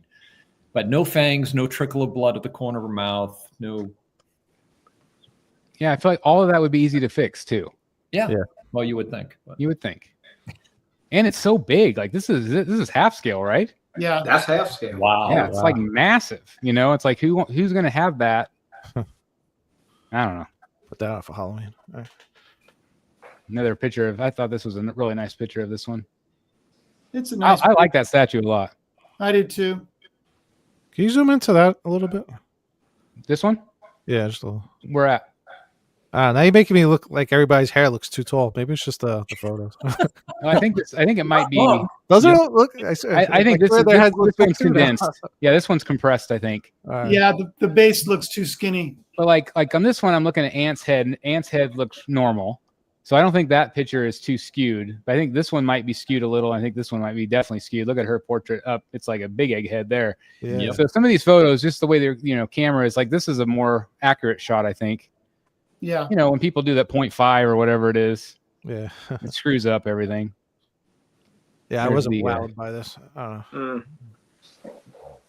There's another picture of Hook is better pretty picture of Hook there. I love this one. I'm gonna get that. Be my first PCS piece. I think that Darth Vader will be my first PCS piece that Vader busts. So yeah. Again, simple paint. There's the. Yeah. Again, sorry, I've got a few of these kind of out of order. Just kind of put them in here as I could. It's almost too simple. Not a good way. There's the magic mirror Mm-hmm. and the witch on the other side. It's fun. Nightmare fuel right there. Yeah, I think he was definitely the best of the bunch. Yeah. I think he'll be real popular. But again, that's been that pose. I like. Yeah. Not it's even been Sideshow. done. I've seen that pose so many times in the statues. So It's definitely been done. do something different. And again, like Jeff said, they are going to change the eyes. Make him, again, look like he's not hopped up on cereal or I something. was just gonna say, he's not serial killer. Peter. Like, there you go. Like, hey, kids. He looks more Vampirella than Vampirella. Yeah. Have a little blood trickle in the corner of his mouth. That'll creep it up a little bit. Too much Captain Crunch. Yeah. Another view of the Devastator. I think That this one's thing so looks much awesome. fun. Yeah, I was gonna That say. thing looks awesome. Are you getting this one, Matt? I think I'll get it for one of the nuthead kids. Yeah. Yeah, I was gonna say it seems like one that you would get for them. Yeah. I wonder the price on this thing. It's not cheap. No. There's no way it's cheap. Mm-mm. It's sad, but I can't remember. I mean, I want to say like $4,000 or something. I wonder if I have. I'm gonna give somebody epilepsy here, but I wonder if I can zoom in on the. On the price. Yeah. Oh, I see 2,999. I think I see. Yeah. Yeah, I think it's two. Yeah, I think it's $3,000. Yep. That's fine. Yeah. Man, it's really great eyes, Eric. Which is I used to have really great eyes. Not these days. I'm surprised. I gotta have my damn readers on all the time. Yep. Oh wait, somebody's saying it's 3,905. That did look like a 2. I don't know. 3,905. Yeah, 2 people just said it's 4K. Oh my god. Okay. Yeah, what it is. Yeah, there's some Street Fighter stuff. They had some smaller scale things there. You can also see a couple of the RoboCops, and I think those are the RoboCops that they've had before, right? Yes. Yeah. RoboCop 1, RoboCop 2. Yes. But it really does go to show you how big this thing is in the middle. Like, it is, again, Oh, they yeah. have it on 3 tables. That's crazy. I still think that turned out really nice. That looks good. It's really good. And this is a lot bigger than I thought it was going to be, too. This is a pretty massive piece. Oh yeah, with those wings, jeez. Yeah, it's large. A couple different angles on that one. Are there going to be any swap out portraits or like guns for this Punisher or no? Swap out portrait, and he also has an M4. Okay. I dig it. Yeah, we don't have a museum Punisher that I saw like anything with LBS. I love the one out. He's third scale. I like seeing the museum stuff. I like these wider shots because you get kind of an idea of how big they are, sometimes. Yeah. Compare them to people. That's why I love these shows, because we can see them under natural light, see them kind of a little bit better. I think the Surfer was $1,500 and the Punisher was $1,599. That's not bad. No.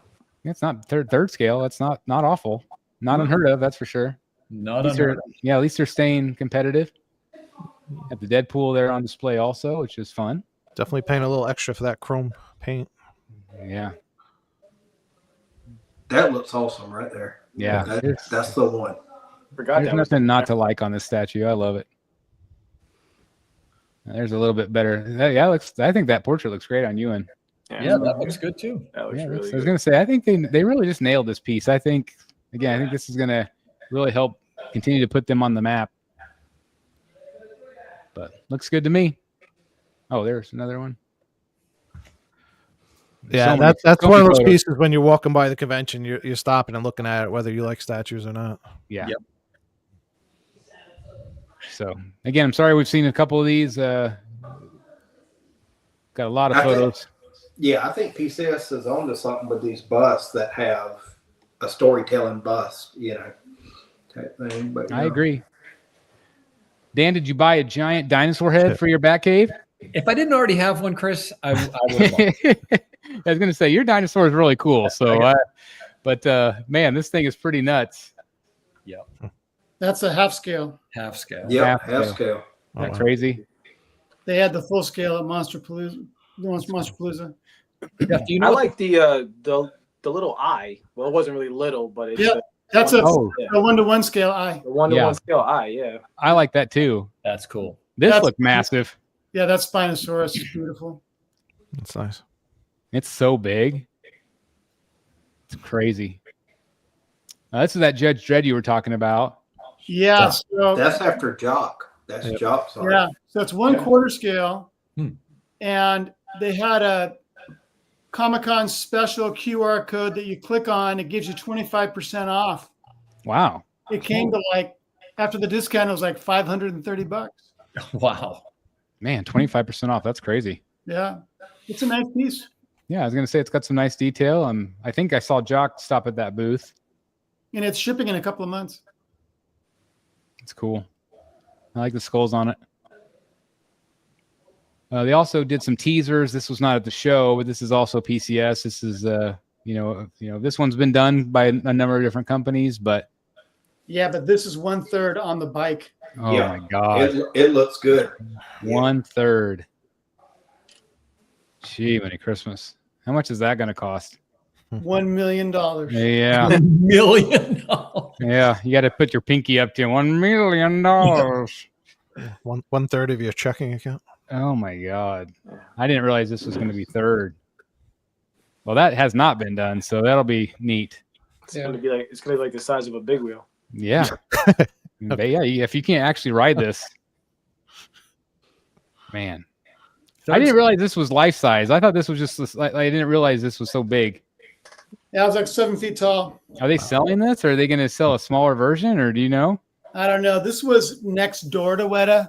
This is a company that they partnered with on the booth, and I didn't get the backstory on this. It's massive. Jesus. Hey, you're not fitting that through a door. No. They also had a Laura Croft piece, which I thought was This kind of looks- nice. This looks good. That looks good there. Yeah. Yeah, I love the sharks. It has a lot of nice movement. I thought maybe the portrait could have been a little bit better, maybe. To me, the figure and the portrait are almost identical to the piece they did with her with the two raptors years ago. You think it's copy and paste? Kinda. And if you remember, people weren't very happy with the production portraits on that piece. Oh, interesting. The portrait looked very similar. Yeah, you would think that would be something that they would want to really nail then if there was bad feedback. There's some cool stuff with this because obviously she's supposed to be underwater. So you see her ponytail floating up, and there's a necklace on her neck that's floating up. That shark there has her mask in its mouth. And there's a really cool jellyfish around the corner on the backside that looks really beautiful when it's lit up. This piece is $15.99 in quarter scale, so it's pretty high priced. Wow. I was wondering if this piece would like fit with those, like the new Vixens line. I thought, it's kind of similar to what Sideshow kind of did. This is quarter scale, but I didn't realize it was so expensive, man. Wait, Yeah, people are comparing the pose to Deep Down, but to me, it's the pose for the Raptor piece they already did. Yeah. Interesting that they would do that. Yeah. This one obviously is very cool. This is the standout of the show to me. Oh, it's fantastic. I would imagine there's probably a lot of buzz around this one. Yeah, for sure. So this is why you need to see them in person. Look how massive that thing is compared to the guy that's looking, or woman, I can't see. But I was gonna say, my favorite thing about these photos is this lady, as she's in all these photos looking around at this statue with just the biggest smile on her face. But it's really what a neat concept. That's kind of cool. I like that. I think if you hey, I've only got room for one Lord of the Rings piece. This is the piece. This is the one that you don't need any other one. You know, it's got everything. And the size of the base is not crazy. That's why I like that it's tall. It doesn't it'll take up height, which is fine, but it won't take up too much, like width. Mm-hmm. Well, I mean, we say all the time, storytelling base. This is the epitome of that. Yeah. Yep. It's the entire base is storytelling. It is absolutely incredible. I wonder how they're going to do the price point on this. Ooh. I've heard people definitively declaring it's going to be 4,000. Other people definitively declaring it's going to be 6,000. So who knows? Well, we can basically say it's not going to be cheap. Right. Yeah. And It's going to cost some money. I wonder if it's multiple pieces that key in together. It doesn't look like it. It looks like it's all one thing, but definitely better have some good engineering to it. I was going to say, I wonder how shipping will go on that. I hope because it's there's a lot that could go wrong there. Wow, I really like that a lot. But I do too. It's fun. Then they also had some other pieces from Weta as well. I'm not as familiar with these. I think these are video game. These are all Warhammer. Thank you. So that's Titus. I love your thumbnail on your YouTube video of this one. Yeah, that was fun. You can see the name of this one on the card in front. It's a weird name. Scrigrod, I think is the name. The Loon King. Yeah. He's fun. These are a lot of fun. I mean, really nice detail, a lot of nice bases. Abaddon, I believe, and that they had that at San Diego last year as a proto. That's a beautiful piece. Tons of detail. I feel like Weta needs more recognition. We kind of talk about them here and there, but they put out some really nice stuff. I think they get more recognition in other countries than they do here. Yeah, I think you're probably right. But look at this. I mean, look at the base on this thing. Talk about it's tall. It's got all these cards and paper and the paper all has inscriptions on it, tiny inscriptions all through it. It's really cool. It's neat. Some neat stuff. Got some Iron Studios photos here. Again, this is Galactus, and just a really nice representation. This is a big piece. I think it's 29 inches. Yeah, it went up for pre-order this week. Not a bad price point, I thought. What was it? What's the price point? $999. How much? 1,000. Okay, that's not bad. No. What were they calling this? 1/20th? Yeah, correct. But here you can see the scale next to this lady. Yeah, it presents as a 1/3. Yeah, I mean, so I thought the price point was not bad. I mean, it could maybe be cheaper a little bit, but I thought, well, it's still a pretty good size piece. It is. I like the pedestal pre-order now. Yeah. Was it Todd's? Nope. I don't know, but good advertising. The Weta ones were done by Todd. Yes, they were. So anyway, I thought that was fun. nice detail on it.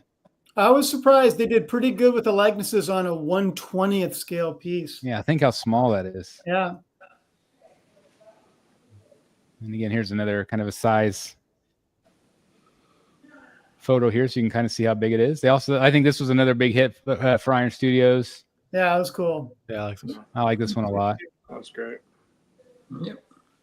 It's cute. Peter looks really good in that one.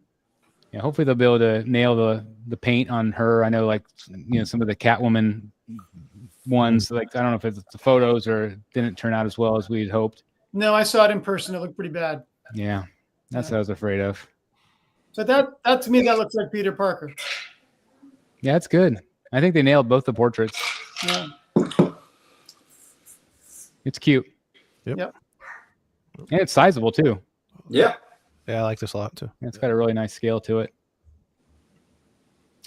Back to PCS. These are just some photos that they released. Of Guys, I got to go. I got to get up early. Bet y'all have a good show. All right. Hey, Thanks no for problem, having Matt. Thank you very much. me. Have a good night. Putting Matt to work in the morning. Mhm.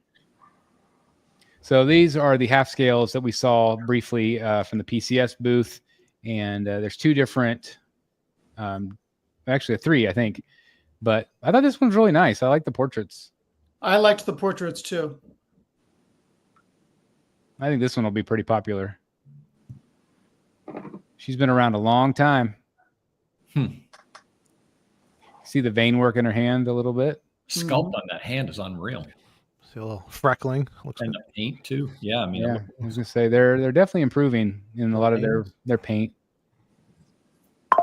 It's nice. This is the other one. I think I like this one better.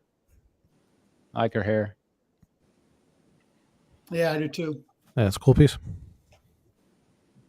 This one obviously shows off a little bit more of her physique than the other one. But yeah, they're both really nice.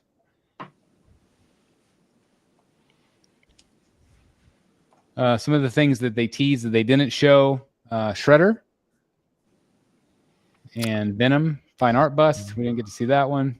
Didn't PCS do a shredder, or am I thinking of somebody else? They did third scale, so I'm assuming this is going to be half scale to go along with that half scale Okay. turtles. I'm assuming, Oh. but yeah, they did a fantastic Shredder. Yeah, that was good. Venom. They also didn't show Candyman. Quarter scale. They didn't show the Grid Alien, but like Jeff said, some of it just wasn't ready. There you go, half scale. Wow. This one, I know a lot of people wanted to see the Doctor Doom, but He's shown the back of the. It's a Doom on throne. He's shown the back of the throne. It looks really nicely detailed. that's cool.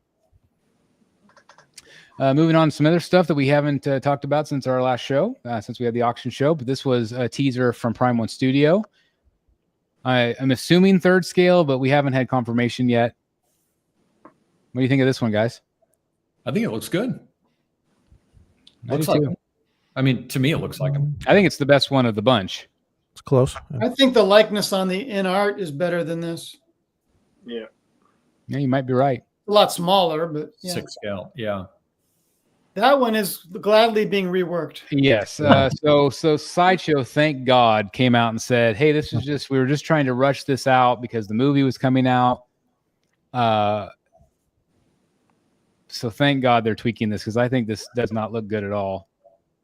That angle looks a little bit better. I think to me this looks like 15 years ago Sideshow. Yep. Yep. So And what I so got to do is I cover up the body, and if I can tell who the face is, then I'll say it's good. And Well, I mean, right now I would just put Can't a tell from brown that paper angle. bag over it.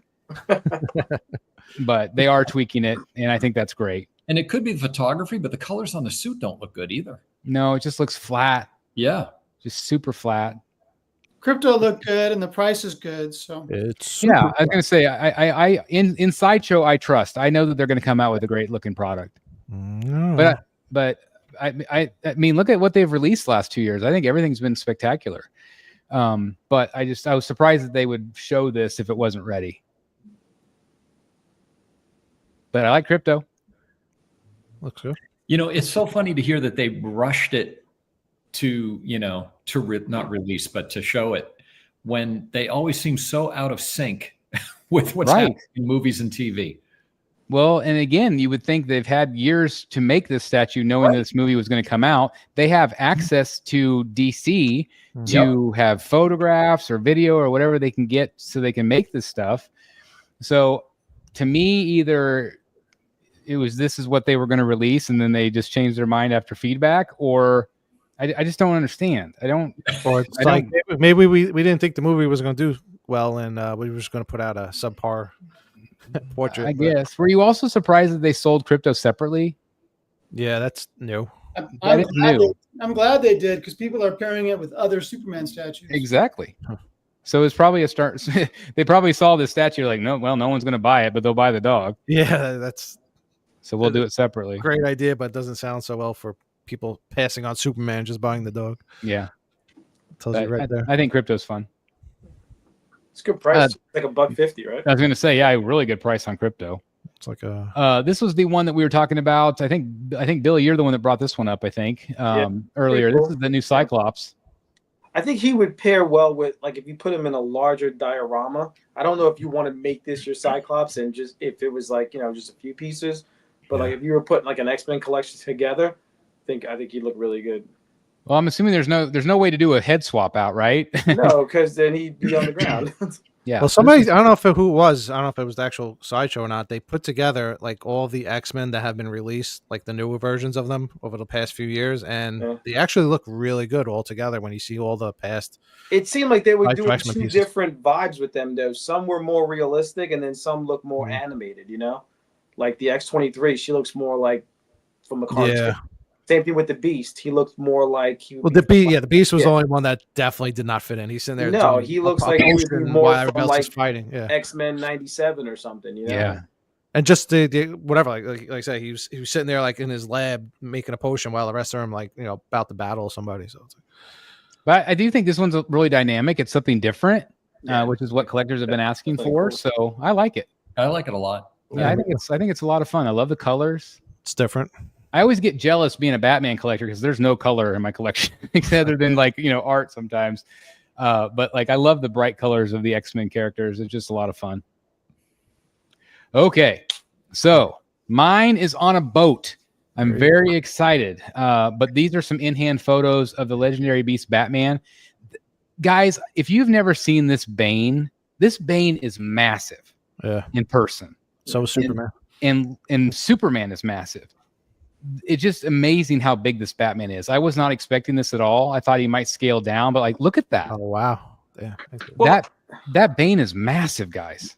It's a tall base on Batman. The fact that he even... Well, I mean, you have to look at it two different ways. Sorry, Dan. The Bane base is low, where the Batman base is a little bit higher, and Bane is crouched down. He's wide, but it's not like super tall. He's like 34 maybe. Yeah, it's not bad, but it's just like he is such a massive statue. Like you would think that, like, I'm just amazed by the presence of this Batman. I think it turned out really nice. A lot of different swap outs and things. And of course, as we get closer, we'll, I'll be able to review it here on the channel for you guys. And I can't wait to add this to my collection. I think it looks fantastic. I do too. Yeah. What do you think, Dan? I love the base. Statue looks good, but I don't feel like I need it. This statue for me, having the Tech 1000 piece and some of the other Batman statues in my collection, I still don't feel like I need to spend the however much it would cost me to get this piece to have it. Yeah, I think that's very valid. You have some of the best Batman statues out there. Yeah. Now, if you didn't have those, I think this absolutely would be a contender for you. Oh, I love it. Oh, I love the statue. It's phenomenal. Yeah. It's really great. Is it something where I say, okay, I'm going to bring that in and replace this one with? No. Right. No. Yeah, exactly. Yeah. Same. Yeah, I think that's incredibly valid. And I love that they did the base with the villains. Oh, it looks so cool. That's awesome. I love that. It's probably my favorite part is that base. Yeah, one of those things like, you could display the base without the statue. Yeah, can I just buy the base? Yeah. Well, and you can buy the one without the cave and the bat.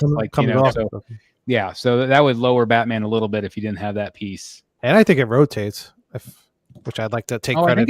I think you're right. I think it does. I remember I mentioned that to Jay. I was like, you should make the base rotate, and he was like, oh, that's a good idea. Yeah, I think actually that's yeah, I think that's true.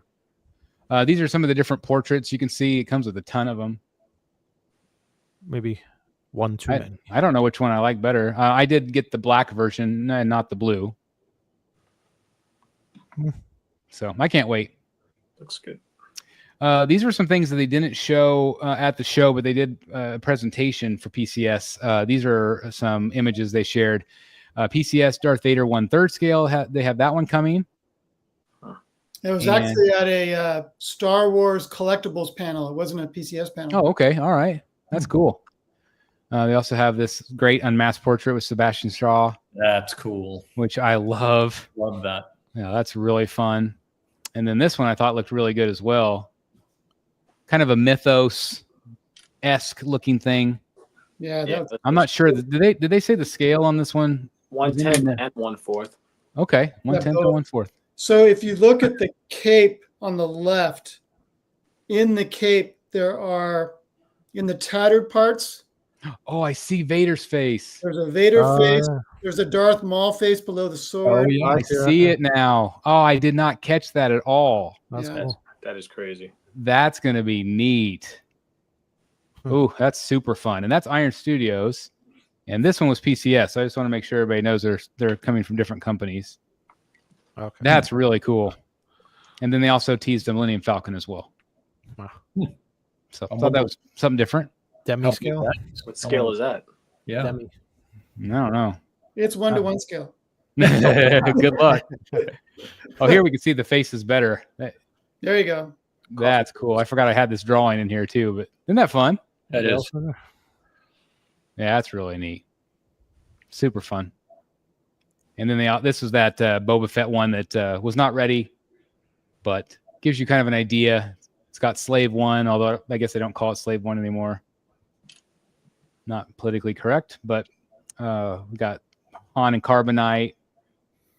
Got Jango or Boba Fett holding Jango's helmet. That's a fun piece. I think the Vader one's better. I don't know. It's a little too much going on now. Oh, yeah. Vader's way better. So this is during Sideshow Con. These are some of the pieces that were shown. We got to see Riddler painted up, which was really fun. It was really fun to be part of that process, kind of behind the scenes. And I think I even, asked you guys advice as well. I asked my wife her advice, and just kind of they were playing around with like the shirt color on Riddler and the color combination. And I think they really settled with something that looks fantastic. But what do you guys think of the Clayface back there? He's not painted yet, but I love the scale of him. I'm worried he's too big. I don't know. Yeah, thing's massive. I mean, it looks cool, but I'm worried people are gonna be like, "Oh, he looks a little too big." I don't know if I'm gonna pair him up. He's massive. I love the Riddler. Yeah, he's perfect. Yeah, he's perfect. He's perfect. Yeah, I was gonna say I couldn't ask for anything better. The paint is insane, and like you said, like you involved us in the creative process, so that was really awesome to see it like come to fruition, whatever. Yeah, it's just really neat to see something that is like a quick sketch to like kind of a render to like. Sometimes Chad will show me like 12 renders of Riddler, and they're all different poses and stuff, and so to kind of like narrow it down and give input, it's been a lot of fun. And I again, this is like to me exactly what I would want from a Riddler. I love the Sideshow piece, but I love this one. Yeah, same, and that's why I wish it had legs and a base to it. Yeah. Well, I mean, they have the file. They never say never. I don't think that Prime 1 is going to be as good as this. I mean, I'm probably going to get that one too, only because I need some legs. But for the meantime, who knows if that piece ever comes out? He's an absolutely perfect Riddler. That portrait's insane. Like, in the paint is incredible.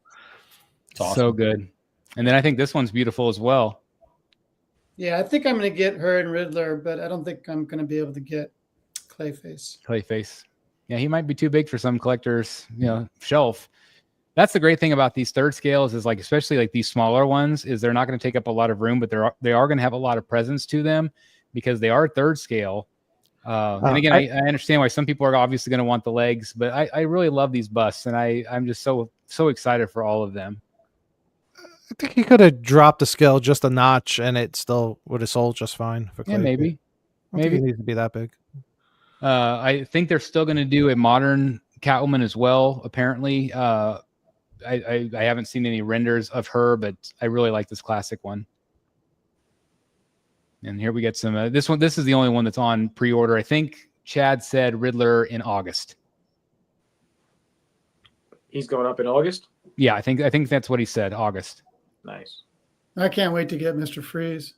Oh, I'm just so excited for all of them. They're so good. Another good one, yeah. Yeah. But it definitely has that classic Tweeterhead feel to her. It's weird. I feel like I went through like phases. Like when I first started collecting, I liked museum style poses, and then I was like, those were getting boring, and I transitioned to like dynamic looking pieces. I find like these days I'm back to like liking the museum poses better than I think the more like dynamic looking stuff. Well, some of the dynamic stuff like went really dynamic. Yeah. Almost to a point where you the statue gets lost in the action, I think sometimes. Whereas this, you really focus on the portrait. You really focus on, her. It's still fun to look at. I mean, I love like the action of the piece, but I find like, I don't know, I'm going back towards like museum with like the whole elegant look to it. Yeah. But this one's good.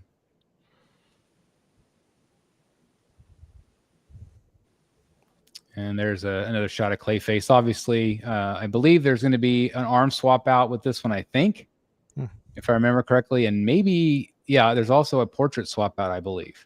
A portrait swap out? Yeah. At least that's initial. I don't know if that's the way it might change because of price point. I don't know. Well, yeah, if they do an arm swap out, that's It'll be like $1,000. That's gonna be like another box for the. Yeah, this is going to be. I'm going to guess $500 or $600. I'm guessing. But I love it. Speaking of Tweeterhead, big announcement. Again, I talked about it on one of my vlogs that this was the big announcement that we were going to do back in Thanksgiving. And there was some logistics that still needed to happen. But this partnership is really exciting because they're going to be bringing Legendary Beast statues to Tweeterhead in 6 scale. A lot of people were hoping it would be quarter scale. Obviously, Sideshow has a license for that. But it's a really cool way to be able to bring Legendary Beast stuff to the United States through this license. And I know that they have big plans. There's a lot of characters they would like to release. These will obviously be, I don't want to say dumbed down versions, but they're not going to have all the bells and whistles, all the swap outs. They might have a few, maybe.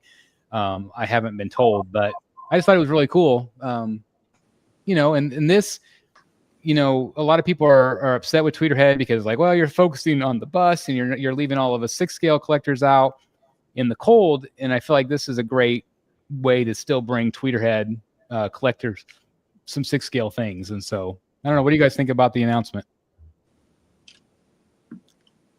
I mean, I wish it was quarter scale too, but like just going back to the previous photo, they make a nice looking display, the Trinity right there. So yeah, it's not all about what we want. There's other collectors out there that want smaller, Exactly. Yep. And it looks like, you're still going to have, look at the texturing. It's still going to have that really good texture quality to it. And I think this will obviously be a much better price point. Yep. And it will be distributed and customer service will be done by Sideshow. Want to make sure I say that. Yep. But I think it's exciting. I think it's cool because, again, there's a lot of collectors that don't want to spend the money on a big, giant 3rd scale and would like to have something cool in their collection. And I like what LBS has been doing with these. And they always look good together. So you can imagine if they keep the line going, it'll look good like a big line of these characters. I did hit Jay up, and I believe I don't want to quote him. I'm just trying to go off of memory. I believe he said that they would like to bring out the whole Justice League line. That would be good with these, and so I think that would be really exciting to collectors. Obviously, collectors that got shortchanged with the new 52 lineup. Yeah. From Sideshow and Prime 1, this will be a great deal, and you can see like it's still got the same great detail on the bases. Maybe you need this one, Dan. This Batman. That was buy the base on that one. Yeah, I was gonna say you can just buy that base and you set a coffee mug on it. Exactly. Yeah, that'd be cool. Set a coffee mug on. Yeah, why not? Yeah, it'd be cool, right? Rotates a little lazy Susan on top. Yeah, but I think it's a cool announcement. So anyway, this came out of nowhere. Howard the Duck, man, this thing's fun, right? It's perfect. I love it. It's It is super really fun. Yeah, it's super fun. Something very different. Obviously, this is through their Marvel license. I don't know. I thought it was really cute. Yeah, they nailed it, man. It's perfect. Yeah, they really did. Got some nice details. I can't remember. Did this one already go for pre-order or not yet? I can't remember. I think it did. I feel like it did too. Wasn't it like $2.95 or something? Yeah, it wasn't awful. All right, this one I want to ask Dan about. So these are by far the best photos we've had of her. And I feel like in the showcase, she looked a lot better than what we saw in the next level showcase at Statue Con or at Sideshow Con. Yep. I think I'm in for this one. It's still not my favorite in terms of color, but I hit as soon as the next level showcase. I hit Johnny, their creative director, up, and I'm like, "Can we get it in blue? Like, is it possible?" And he was adamant about the purple. He's like, "This is the way it's presented in the comics."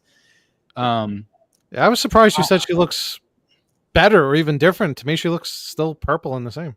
Well, it's still purple, yeah. So here's my thing. And I actually intended in the next convention I go to where I have the opportunity to see Jim Lee again, I'm going to ask him. Okay. Because I am 90% sure I would bet statue money on the fact that she is intended to be in a black shiny suit in the story. And that the light that you see on her, whether it's blue or white or purple, it is reflective light from the things that are happening around her. Absolutely. And so why couldn't they put her in a black suit and accentuated it with one of those colors? Either that steely light blue that is pretty prominent throughout the story, or every once in a while, the purple light that's reflected on her. Why wouldn't they do that? That'll be the variant that they sell. Well, it's hard because you got to put out the worst one first so people buy it, and then you put out the good one. I've been studying this, and if you look around her neck, up to her shoulder blades, it's all black. Mm-hmm. That fades into a purple, and so you have black shading along the sides. You have black areas, but I wonder if, depending on how the light hits it, I just don't know. Like the paint on, like, Dan, have you ever seen the Liebermejo Catwoman? Not in person. Okay, so it's very similar. Now that suit is very much black, but the way the light hits it, it's got this fish teal effect to it. Yep. And I've never seen anything like it in terms of paint, the way the light hits it. And I think that's what they were going for with this. Although whenever I think of most of the panels, I think of a black suit with blue highlights. Yeah, exactly. And I think, and that's what I told Johnny. I'm like, this is it. And he's like, this is the way it is. And he actually sent me like different examples. And there are some examples that look purple. There have been some other covers that they use purple instead of the blue. But I still feel like blue would have been the better choice. And I think most collectors probably would have felt that way. But even with all that all said, it is definitely grown on me. Would I have liked it blue? Yes. But I do like this one. I like the pose. I'm even okay with the portraits. I've heard some people say, I think including you, Chris, maybe, that you weren't wild about the portraits. I think they look fine. I don't know how Jim Lee they are, but I think they look okay. That was my main thing, is like, I think they're okay. I think this portrait specifically looks good. I feel like some of them looked more Asian, more anime. Yep. And I get that, because that's the creators making these things. And I think that sometimes it doesn't always translate, and they've definitely gone more video game anime heavy. And I think that might be what they tried to do with these portraits. But what I want is a Jim Lee portrait. I want her to look like Jim Lee, and they've been very successful at doing that with their other releases. And it's funny. So I just saw Evan's comment. The purple looks great in my opinion. Don't misconstrue what I'm saying. I think the purple looks awesome. It's just not accurate to the story. It's intended to be a hush Catwoman, and to me, it doesn't look accurate. Yeah, I think that's exactly right. She's beautiful. The pose is great. Yeah. I love the pose, and even the purple looks beautiful. Yeah. If I'm buying a hush Catwoman, I want it to be in the hush suit. Well, it's funny. It's weird how we all. I mean, obviously, she clearly looks like bright purple in the comics, but I can remember when they put out the Batman hush. And the same thing, when they made him blue, I was like, no, he's supposed to be black. I was like, the blue is just highlights. And then I don't know. It's just like sometimes that's the way comic art is. Like it's just so they make the highlights so vibrant. Sometimes it just becomes the color. So it's like, is it purple or is it purple highlights or is it supposed to be black? You know, with I don't know. It's confusing. One thing I do love is the vines. Obviously, it ties it into the Poison Ivy story that they did with the briefcase and the extra add-on piece. So I like that they still stuck with that. I was kind of worried that they would abandon that because this piece has taken years and years to come out. But I at first I was like, to me, I still feel like the Bermejo piece is the better piece. But I think I'm still going to get this one anyway. Like you said, it adds color to your collection. It does. See, me, I don't mind the color. I mean, if whatever's more accurate either way, but I'm not bothered by the color. I don't like that seam line on the cat's tail. I hope they fix that. That should be fixed, yeah. But like yeah, I was and expecting glued it. something different as far as like the pose goes. Did you have pose in mind, Eric? Honestly, I thought they were going to do something a little bit more museum-ish looking than her just like leaning on her gargoyle. I actually thought she would be more crouched. Okay. Kind of like the old Kotobukiya piece. I don't love the base. Remember that one? That was like the PVC one, right? PVC, where she was kind of on the ground, like she was getting ready to pounce. I love that pose. And I thought that would be kind of something different where, you know, I like some of the height variations in my collection. Like I've got the Arkham City Harley where she's in a chair and then I've got something taller next to her. Like I kind of like the up and down. Well, and isn't that pose, Chris, from the Jim Lee canvas? The what? The Jim Lee Heroes canvas that he did. Oh, yeah. I think so. Yeah. Where she's she's kind of posed down. Yeah. She's in the same pose, yeah. I was thinking the pose was going to be different because I think when they teased the silhouette so many years ago, whatever it was, I don't know if it was the same. Yeah, they abandoned that. Yeah, I think it was. I think she was kind of standing up. That's why she was. Yeah, I was picturing that's what it was going to look like. So it was a little thrown off. I mean, not like in a total bad way, but they completely abandoned that with Nightwing when everybody hated it. They changed it completely. This is the Lee Bermejo Frankenstein. I think this is really fun. Yeah. I like all the dials and stuff and gauges around the base and the circumference of the base. It's neat. Yeah, I'm glad you got to see it in person. Yeah, it's a fun piece. I think it looks super detailed. Like the skin looks good. And again, I don't know this company very well. Do you know anything else they've produced? The name is super familiar, but I'm not off the top of my head. No. The booth was not getting a lot of attention. It was really close to PCS. Huh. I think it's a really cool take. Yeah, it's super fun. I mean, here's the thing. I mean, I watched your booth tour, Jeff, or saw it in one of your videos, and you mentioned how you probably lean toward being more of a traditionalist when it comes to Frankenstein design. Yeah. Kind of right there with you. And I think, I guess this would be a cool standalone. Like, what would you put this with? Because you'd have to put it with other non-traditional versions of the monsters, right? Right. I would think like this would be like really cool to pair up with like a cover that Lee did, or or I don't know if this was a comic or if it was just a painting he did. I don't know. There was a print they were selling for $60 by Bermejo. And did it look just like this? Yeah.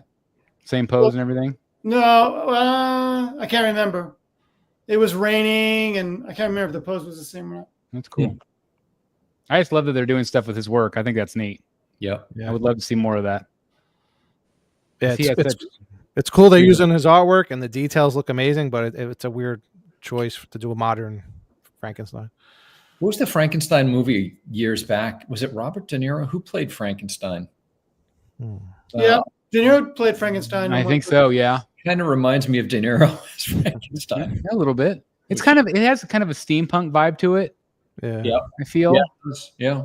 It's got the knee brace on. I mean, it's just, some different. It's just different. But like I think you would just pair it with art. I think that I don't know if it would go well with like classic Universal monsters. No, probably not. Speaking of monsters, man, this thing's looking fantastic. Yeah. Massive piece too. The quarter scale. but he should be shipping soon. It's another, if I remember the back of this piece, another center of the room kind of piece, though, right?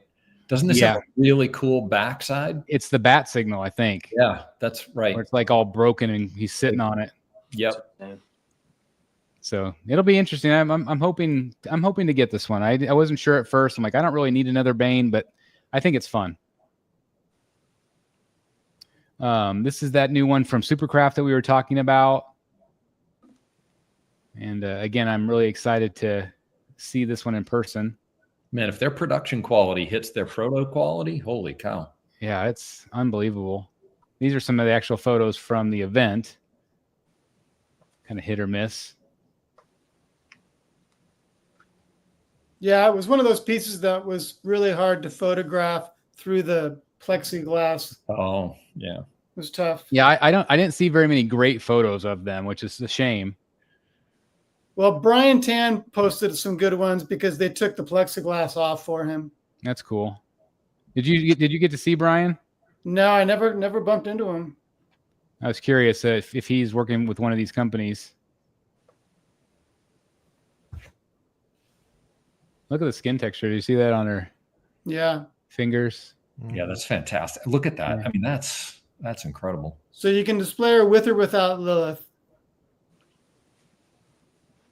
I love the colors. I think this is really good. I love the one that Prime 1 did, but I love that this was together, like it's one piece. Yeah. Look at that portrait. Both portraits are really nice. Gorgeous. And then this is an add-on piece. Lucien, the butler. Cute. He's an extra show. So. Lucien. I'm assuming they're sending me this too. I don't know for sure, but I'm assuming that we'll get. Well, he was at San Diego, so probably, yeah. Okay.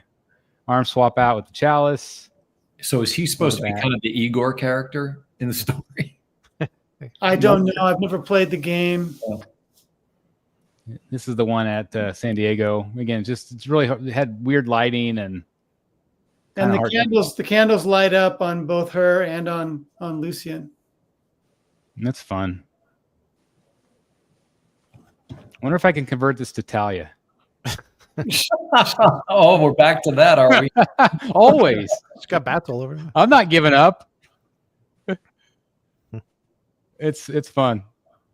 There's a lot of photos from that event. Yeah, it's like Lurch, Lucia. It's fun talking to Victor. He's such a fanboy. He's just like one of us. That's so much fun. Yeah. These are some behind the scenes of the paint. Get you thrown off YouTube. Yep. But look at that. I don't know, I'm wowed by it. I think it's beautiful. Yeah, that's awesome. Beautiful piece. Yeah, Theodore says it's almost sold out. I believe it. Here's some in-hand photos of the bishop from Sideshow. I think he looks really good. I do too. I don't know if it's the photos, but that pink is looking less vibrant. It's probably that doesn't look like the other photos I've seen. Probably a pick. Yeah. Could be. Yeah, that lights up, right? Yeah, it does. Looks like it might be a little oversaturated, maybe. A little bright. But he goes good with that cable. But yeah, he does. And I think the portraits look really good. I really like that one. Yeah, look at this whole lineup. Look how good these all look together. Those reds look pretty red.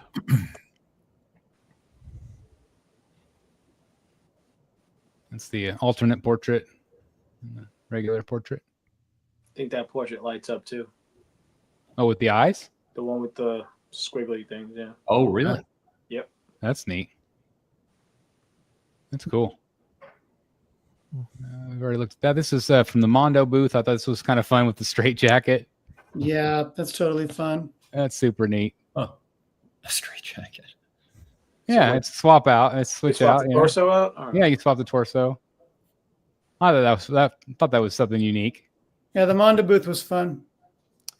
This was shown at the Sideshow Con two variants for Elvira. This was a very well sold piece for Tweeterhead. And this is the sparkly dress version. You got the kind of the sparkles on her black dress, and then they also did the red as well. But you notice there's different portraits. So the serious portrait's on the black, and the red is the smile. That looks good. Yeah. I had this one in hand. It's a phenomenal statue. They just really did a great job with it. The one that Chad sent me to show everybody was the smiling portrait. I prefer the serious one. That's really cool. Oh, that one doesn't have the dagger. I just realized it doesn't have the dagger on it. The red version. But looks good. Here's Dan's newest statue. That is true. That's right. Yep. Stepping outside the lane a little bit on this one, obviously, but have to have it. I love it. It's fun. Yeah. Is it your first piece from the series? Yep. Yeah. Yeah. I have a feeling it won't be your last. I have a feeling you might get a couple more. I don't know. I like this one a lot, though. And I'm sure we can somehow convert this one to Talia. So just keep that in mind. Exactly. Yeah, exactly. It's got the green chair. It's like Ra's al Ghul. You know, he would have a green chair. True. Yeah. Very true. Yeah. Put a batarang in there. Alternate portrait right there with the slicker. But it's a cute piece. So much going on. So many details. I love the money coming out of the chair. Mm-hmm. But this line's been really fun. And I don't think you have to worry about the shadow problem that the other one had. No, I don't think so either. Yeah. No, I love it.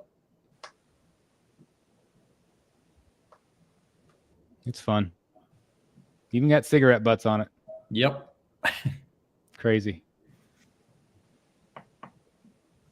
I didn't notice all the little shrapnel holes there with the bullet spray. And stacks of cash inside. Yeah, that's fun. Stuffed in the chair. It's fun. Two different portraits. Don't love the second portrait, but It's just okay. not my cup of tea. Yeah, I think the first one's better. Yeah. But it's fun. It's nice to have an alternative. Yep. Yeah, it's fun. This piece was really cool. This was shown at the Prime 1 store. Massive T-Rex. And this is next to this lady. Tits big. It's super cool. That is cool. That one actually might take up more room than that giant head we saw earlier. Yeah. It should. Yeah, jeez. But it looks cool. That'd be tempting if I had space. Yeah. You need it like that, like on a big center table in the middle of the room. Yeah. Do you know how long this thing is? It's like 4 feet or something. Oh, it's got to be. With the tail back there. Yeah. I mean, they did curl the tail, which was smart. But it's still going to be a big piece to display. Yep. I mean, this round podium usually has like 5 third scales on it. So it gives you an idea. Big piece. Wow. Jace did a Shazam teaser. That ain't Shazam, is it? That was Martian Manhunter. Martian Manhunter. Yeah. Oh, really? Never mind. Doesn't Shazam have that same deal on his? Yeah. Yeah, Although now that you said it, I don't know. The face doesn't look like a Martian Manhunter. That's Martian Manhunter for sure, because it's the cross straps over his bare chest, and the thing you're pointing out, I think, is red. Huh. Yeah, that's Martian Manhunter. Martian Manhunter. Well, all right. Good teaser. Yeah. Good thing we have Delaney here to set us straight. Mm-hmm. This is a photo from XM. Wow. That's right, ladies and gentlemen, XM. You heard me say it. XM is still alive. Wow, so they made 4 of them? They made 4 statues. Edition size of 4? Yep, that's it. Awesome. Edition So it's It might be. it's it might be painted. there's one, and there's like a funhouse mirror. Yeah. They I'm would trying to never figure out do something like that. What's blocking the rest of the room with that red cape or whatever that is? Top secret. That's a guy's shirt. It's It's his, you can see his neck and his head right back Like there. he's It's a guy. purposely blocking the rest of the room so that He might be. It looks like Don't- it's his cape. I think it's his cape. you can't see that they're wearing any more of them. Pay no attention to the man behind the curtain. Yeah, his job is to block the rest of the room so you don't see the empty tables. Yep. All XM employees wear capes. Hold your shirt up. But apparently Robin King is shipping. I was told by Todd that the White Knight is shipping. So that's kind of exciting. 7 years later. I think I canceled that piece over a year ago. Yeah, I'm sure. Yeah, I know Dan did. I did. And still glad that I did. I'll believe it when I see it. Yep, Yeah. I know. So anyway, it's cool to see pictures, but they got to get it out to people. Yep. Got to get it out. 3, 4, 5, 6. This is a new Batman. I thought this was pretty good likeness from Jazz Inc. Oh shit. He's got a big forehead.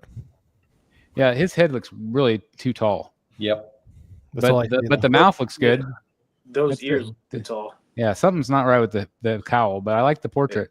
It's Ever since you said that earlier, I'm checking at the size of everybody's heads and stuff. Yep. Everybody's got an egghead. There's the furry bastard. Oh, he's so cute. Hurry. Yeah, this is Wicket from Return of the Jedi, and this is up for pre-order right now, I think. I like that piece. It's fun. Yeah. It's simple. This would be a nice proximity piece, I think, to have to your Star Wars collection. Do they use real fabric or is that sculpted? That's fabric on the hood. Yep. It's cool. Looks good. Yeah. Was furry butt. Yeah, furry butt. But I think they really captured him. Looks good. I'd buy that. I think the price is pretty good too, I think. Yeah, it was under 300. Not bad. Now we already saw this guy. We can skip by him.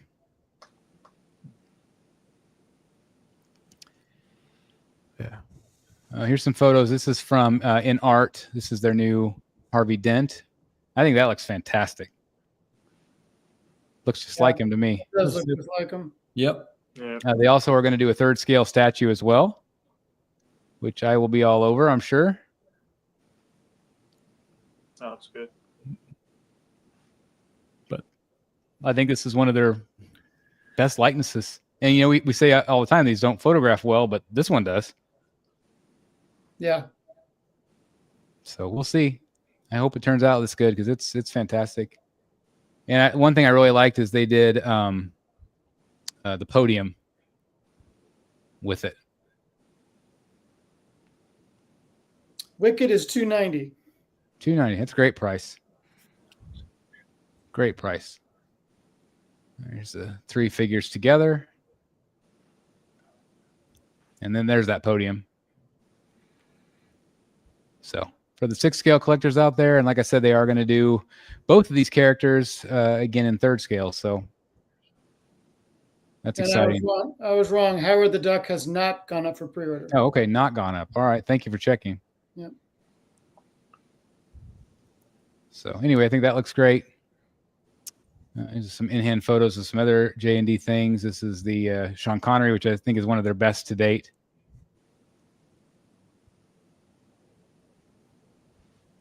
Junior. It was the funniest things in that movie where he accidentally shoots the tail of the wing on the plane. Just, I'm sorry, son, they got us. It was such a good movie. Yeah. Delaney, I keep seeing the Superman and I keep thinking you need this one.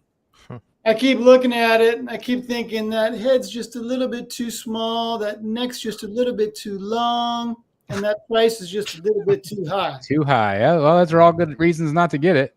Yeah. I just keep seeing pictures. I'm like, man, his face does look good to me. I just keep thinking, Blitzway, please. Blitzway, please. That's all I'm thinking. Yeah. Here's a statue that you know well. Yeah, this is a winner. Beautiful piece. Yeah, this one just started shipping, what, about 3 weeks ago maybe or so? Yeah. I took mine apart to make sure it didn't have the crack that some people have. Sold out pretty quickly after that, I think. Well, it's at least waitlisted. We'll see if it's a sellout or not. Is there an edition size on this? 400. All right, that's not bad. but the paint's great. They really did manage to give you that translucent quality on the victim's nightgown. Yeah, I I like was impressed by the that. blood red too. Like it's just Yeah. really pops against that black.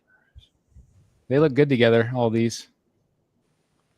The Lady Death looks a little underscaled for them. That's an old premium format. She looks small compared to the other two. Superman on Throne went up for pre-order since we last talked. We won't spend too much time because we've talked about this one before.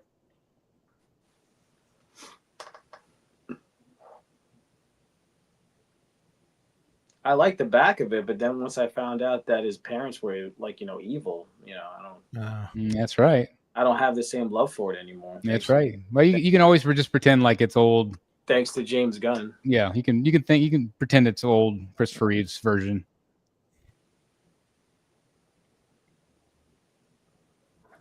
So anyway, we've talked about this one before. This was cool. This was Queen Studios did this life-size one for the promotion of the film. I don't know if they're going to sell it. I'm assuming they will. Haven't heard. This is the first thing I've heard from Queen Studios in a long time. They're alive. Apparently. They're alive. You got to love all the quips. There's a million quotes you could pull out of this show, Chris. Oh, yeah. No doubt about it. There's a lot of them. Yeah. That looks a lot like them. Yeah. It really does. That likeness may be better than the Prime 1 likeness. I think so, too. I think it is. But again, you have like this is the studio and this is like in real life. So like, Yeah, the other studio picture looks a lot better. yeah, That's true. That's a good point. but looks good to me. I feel like the suit looks better on this than it did in the movie.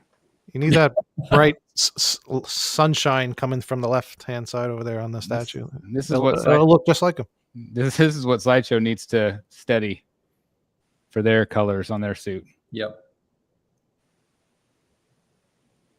But anyway, it's a cool piece from them. And Queen Studios also showed these as well. So they are still alive. I just don't know exactly what's going on with them. They've been pretty quiet, but they're releasing a couple other figures as well. And I don't know what this is from. They need to put that Joker up for pre-order. Yeah, I don't know why. Yeah.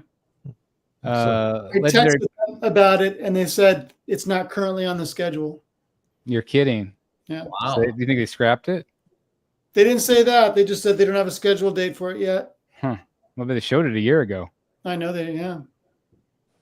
That's not a good sign. No. This one also went up for pre-order since we last talked. I still love this one. That's pretty pricey, though, isn't it? Yeah, Chris, you need to keep this up. I love it. I think you need to pick it up. It's a perfect likeness. Yeah, it's and then there's the forked tongue. I love the Death Eater masks all around. It's really cool. And then you have the that forked tongue one. It's just it's Ray Fiennes. It's just phenomenal. Yeah, it's really good. I love it. Also a life size from Infinity Studios. We also got to see some of these on display, which was really cool. These were from the Next Level event, but they're at Sideshow Con, just to give you an idea of how big that Thor is. That thing was massive. Yeah. Still one of my standouts from that show. Yep. Really cool piece. I don't have any connection to it, but it's just a nice piece of art. It's a great portrait. Yeah, I can't picture having that in my room. it's massive.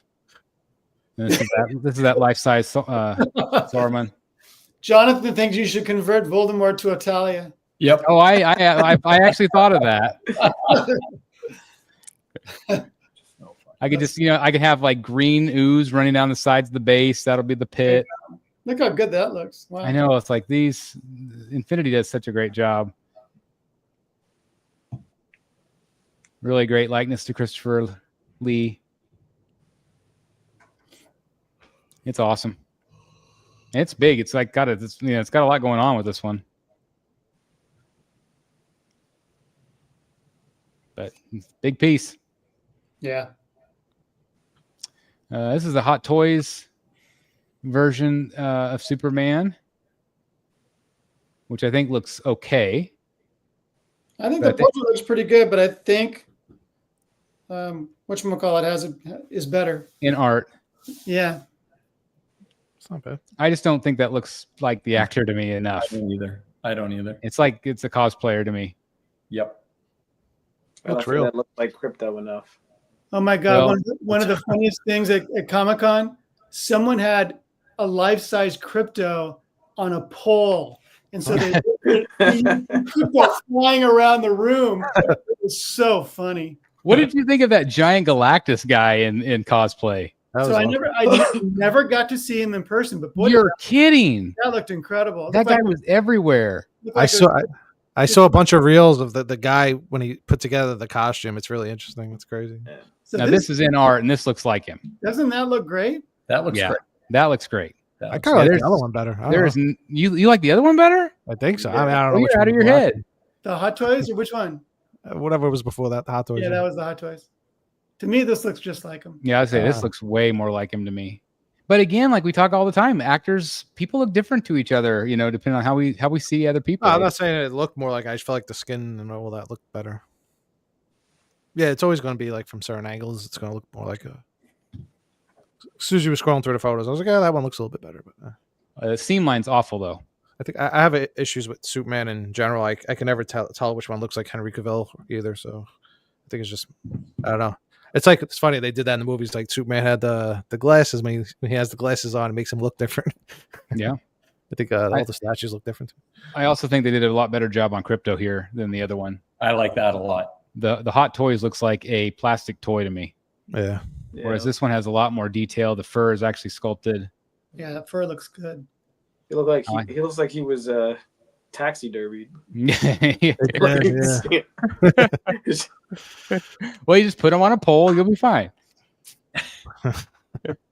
We already talked a little bit about these, so I'll kind of skip through, but I thought that looked really good. Dogs look good. Yeah. I would love this if they We're- redid the J&D to have the dogs like this. That would be kind of fun. We're comparing all the dogs. So like, yeah, A these lot of dogs look good. animals in this show. Yeah, there is. Whose is that one? This is J&D. Okay. These dogs are probably like $2,000. You get both dogs?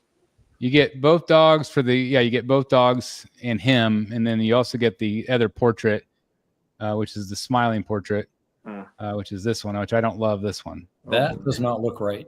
Yeah, I don't love that one, but I do again, I feel like that looks really good. That looks awesome. That looks Yeah. good. If they can do that with the bank robber one, oh my God. The hair on this one looks really good. And again, this is 6 scale. So I feel like if they can do these, and again, going back to that Harvey Dent, Yep. if they're to that level now, which I think they are, I just think that they're onto something. The hair and the hairline look right on that portrait, and that's something they seldom get right with Heath. That photo's great right there. I do think it looks a little bit better here, a little bit, He looks so happy. but still not not good enough. It looks like a high school picture or something. Say cheese. We got some Hot Toys. I know we're going really long here, guys. I'll kind of get through here. I know we had a lot of photos, but I love the stretchiness of that. I think it's cool. You can have it regular hand, or you can have the stretchy. Yeah, it's really well done. That's fun, right? And the robot, what was his name? He was really cute. Herbie? Yeah, that's right. He was at Disneyland this week. Good likeness, I think. Could be better though. It's close. It's close. It's close.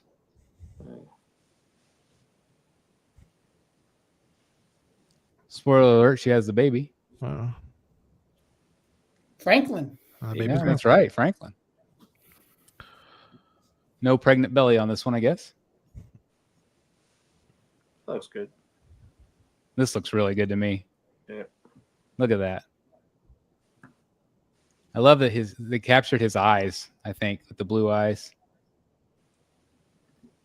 Is there a swap out And there's- there? yeah, you got the beard. Yeah. Yep. So that one's fun. And then they also had the Galactus as well. So I have a question about this piece. Yep. This is the Hot Toys one, right? This is Hot Toys. And this is the soft vinyl one, right? I think so, yes. Wow, that's And pretty it's only like $315. Yeah, so people were happy with the price. So is this one of those deals where there's the black base and the pole in the back to hold them up, or what? Because there's no base in these pictures. I don't know if he's soft plastic, maybe they don't need something to hold him up. If he's solid, if he can't be posed, well, I guess he is posed here. I'm just not clear what I would get if I bought it. Am I going to get some sort of base or not? That's a great question. Yeah. But he is massive. Look at that. Yeah, he's like the same size pretty much as the Iron Studios. Yeah. And he looks good. And I'd love to save $700. Well, this scale doesn't necessarily make sense either, because obviously he would be way, way, way bigger than what they're showing here. But still cool looking. Yeah.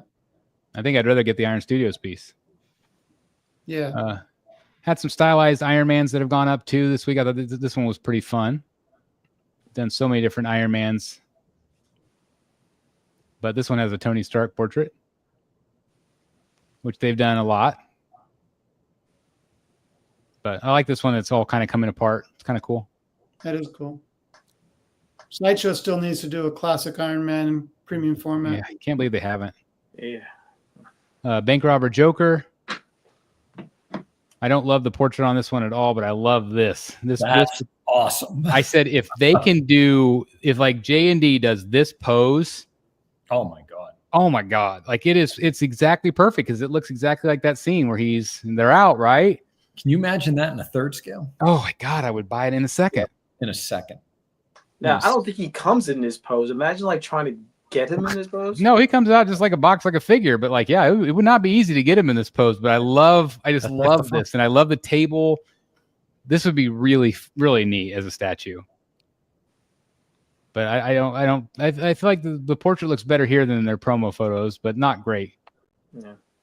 I still feel like it could have been done better. I feel like they've done better in the past. And they have they have the wool hair version as well. Looks okay. Kind of sad. Sad clown. And look at the tailoring. Look at the stitches on his jacket. That looks horrible to me. That's not good at all. No. I don't remember him wearing that. He does in the bank robber scene. This is what he wears, but Doesn't it's and actually he wears this coat underneath his purple coat the rest of the film. He's got two coats on, and he does change the shirt. He's got that bluish purple shirt, but the seams, like, that's awful. Yeah, it's probably, it's one of those things where you probably, it's difficult to stitch it smaller than that. No, I'm sure. Yeah. Yeah. This one I thought was really good from Hot Toys. Just again, really good likeness. That is a great likeness. Really good. Yeah, that's fantastic from Hot Toys. Cool base. Yeah, this is from RoboCop 2. It's a big figure. It's fun. And they're also doing a RoboCop 2 as well with that kind of that same paint that PCS did. Right. And good portrait.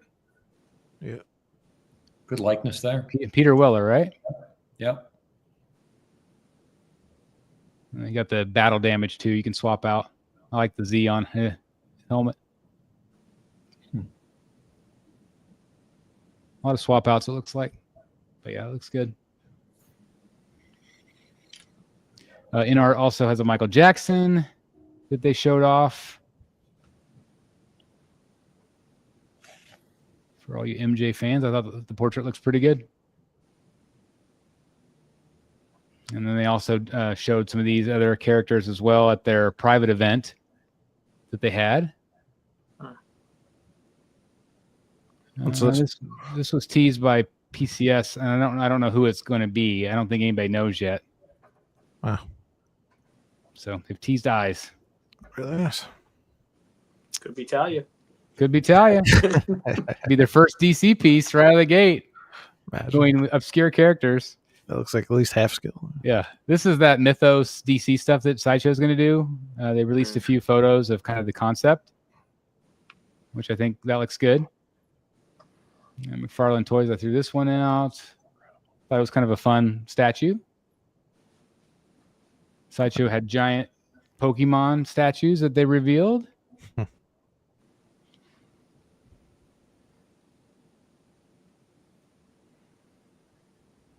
And thank the Lord, we're done. Yeah. Yeah, my battery's down to 7%. I told you I had a lot of freaking photos to show you guys, but Hang in there. I got to give something away.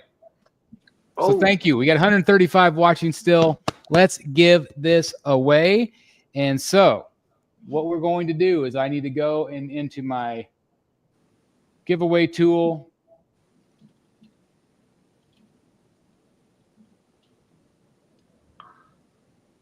Hold on just 1 second, guys. So is this domestic, international type giveaway? Okay, so I'm going to pay for shipping in the United States. If it's an international winner, I will ship it internationally, but I'm going to ask that you pay shipping. Okay? I feel like that is fair. All right, I'm going to choose my live stream, and we are going to go hashtag 200K. And I'm going to put it right here so you guys can see it. We have passed 200,000 subscribers here on YouTube. I think we're at 213 right now. Thank you guys for your continued support. Thank you for tuning in and being part of this community. I cannot thank everybody enough. I cannot thank these guys enough for being part of the Rogues Gallery crew. And so I'm excited to be able to give this one away to somebody because this is a phenomenal statue. I've got the review coming out probably this week sometime. But Raphael Grompa, phenomenal piece. This is what the statue looks like. Yeah, everybody Definitely will captures his art beautifully. So again, I will pay for shipping. And if you are a winner overseas, I ask that you pay for shipping. I'm also going to draw a second winner just in case the first one, if the first person confirms that they want it, I'm assuming if you're hashtagging, you probably do want it. But we'll give it a second. Got 56 entries right now, 58. Keep them coming. We'll give them just a minute. Hashtag 200K. And again, thank you everybody for tuning in tonight. Appreciate it very, very much. So we got Wesley here, king of the auctions. Oh my gosh. Yes. They are hardcore. All right. 60 entries. And again, just do it once, guys. It doesn't help if you do it more than once. Just please do it one time. I see a lot of you doing it over and over and over again. It doesn't help. We don't know if that's true. Yeah, because people are doing it over and over again. We still have 60 entries. It's not going up. So it's just, yeah. All right, I'm going to draw. Thank you again for being here. Appreciate it. And let me go to share my screen again. I've done this a million times. You'd think I know how to do it. They're still coming in. I don't know if they're duplicates, but we still got entries coming in. All right, can you guys see the screen? Yes. Okay.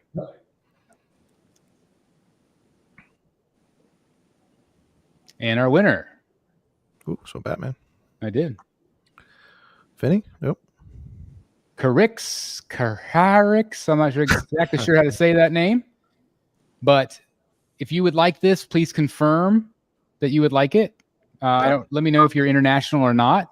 Also, you will need to email me with your address, thebatmanstatuecollector@gmail.com. I am going to do a second drawing just in case as a backup. Okay, here's our backup winner. Batman twice. I almost won my own statue. That'd be good. All right, AUS_AC.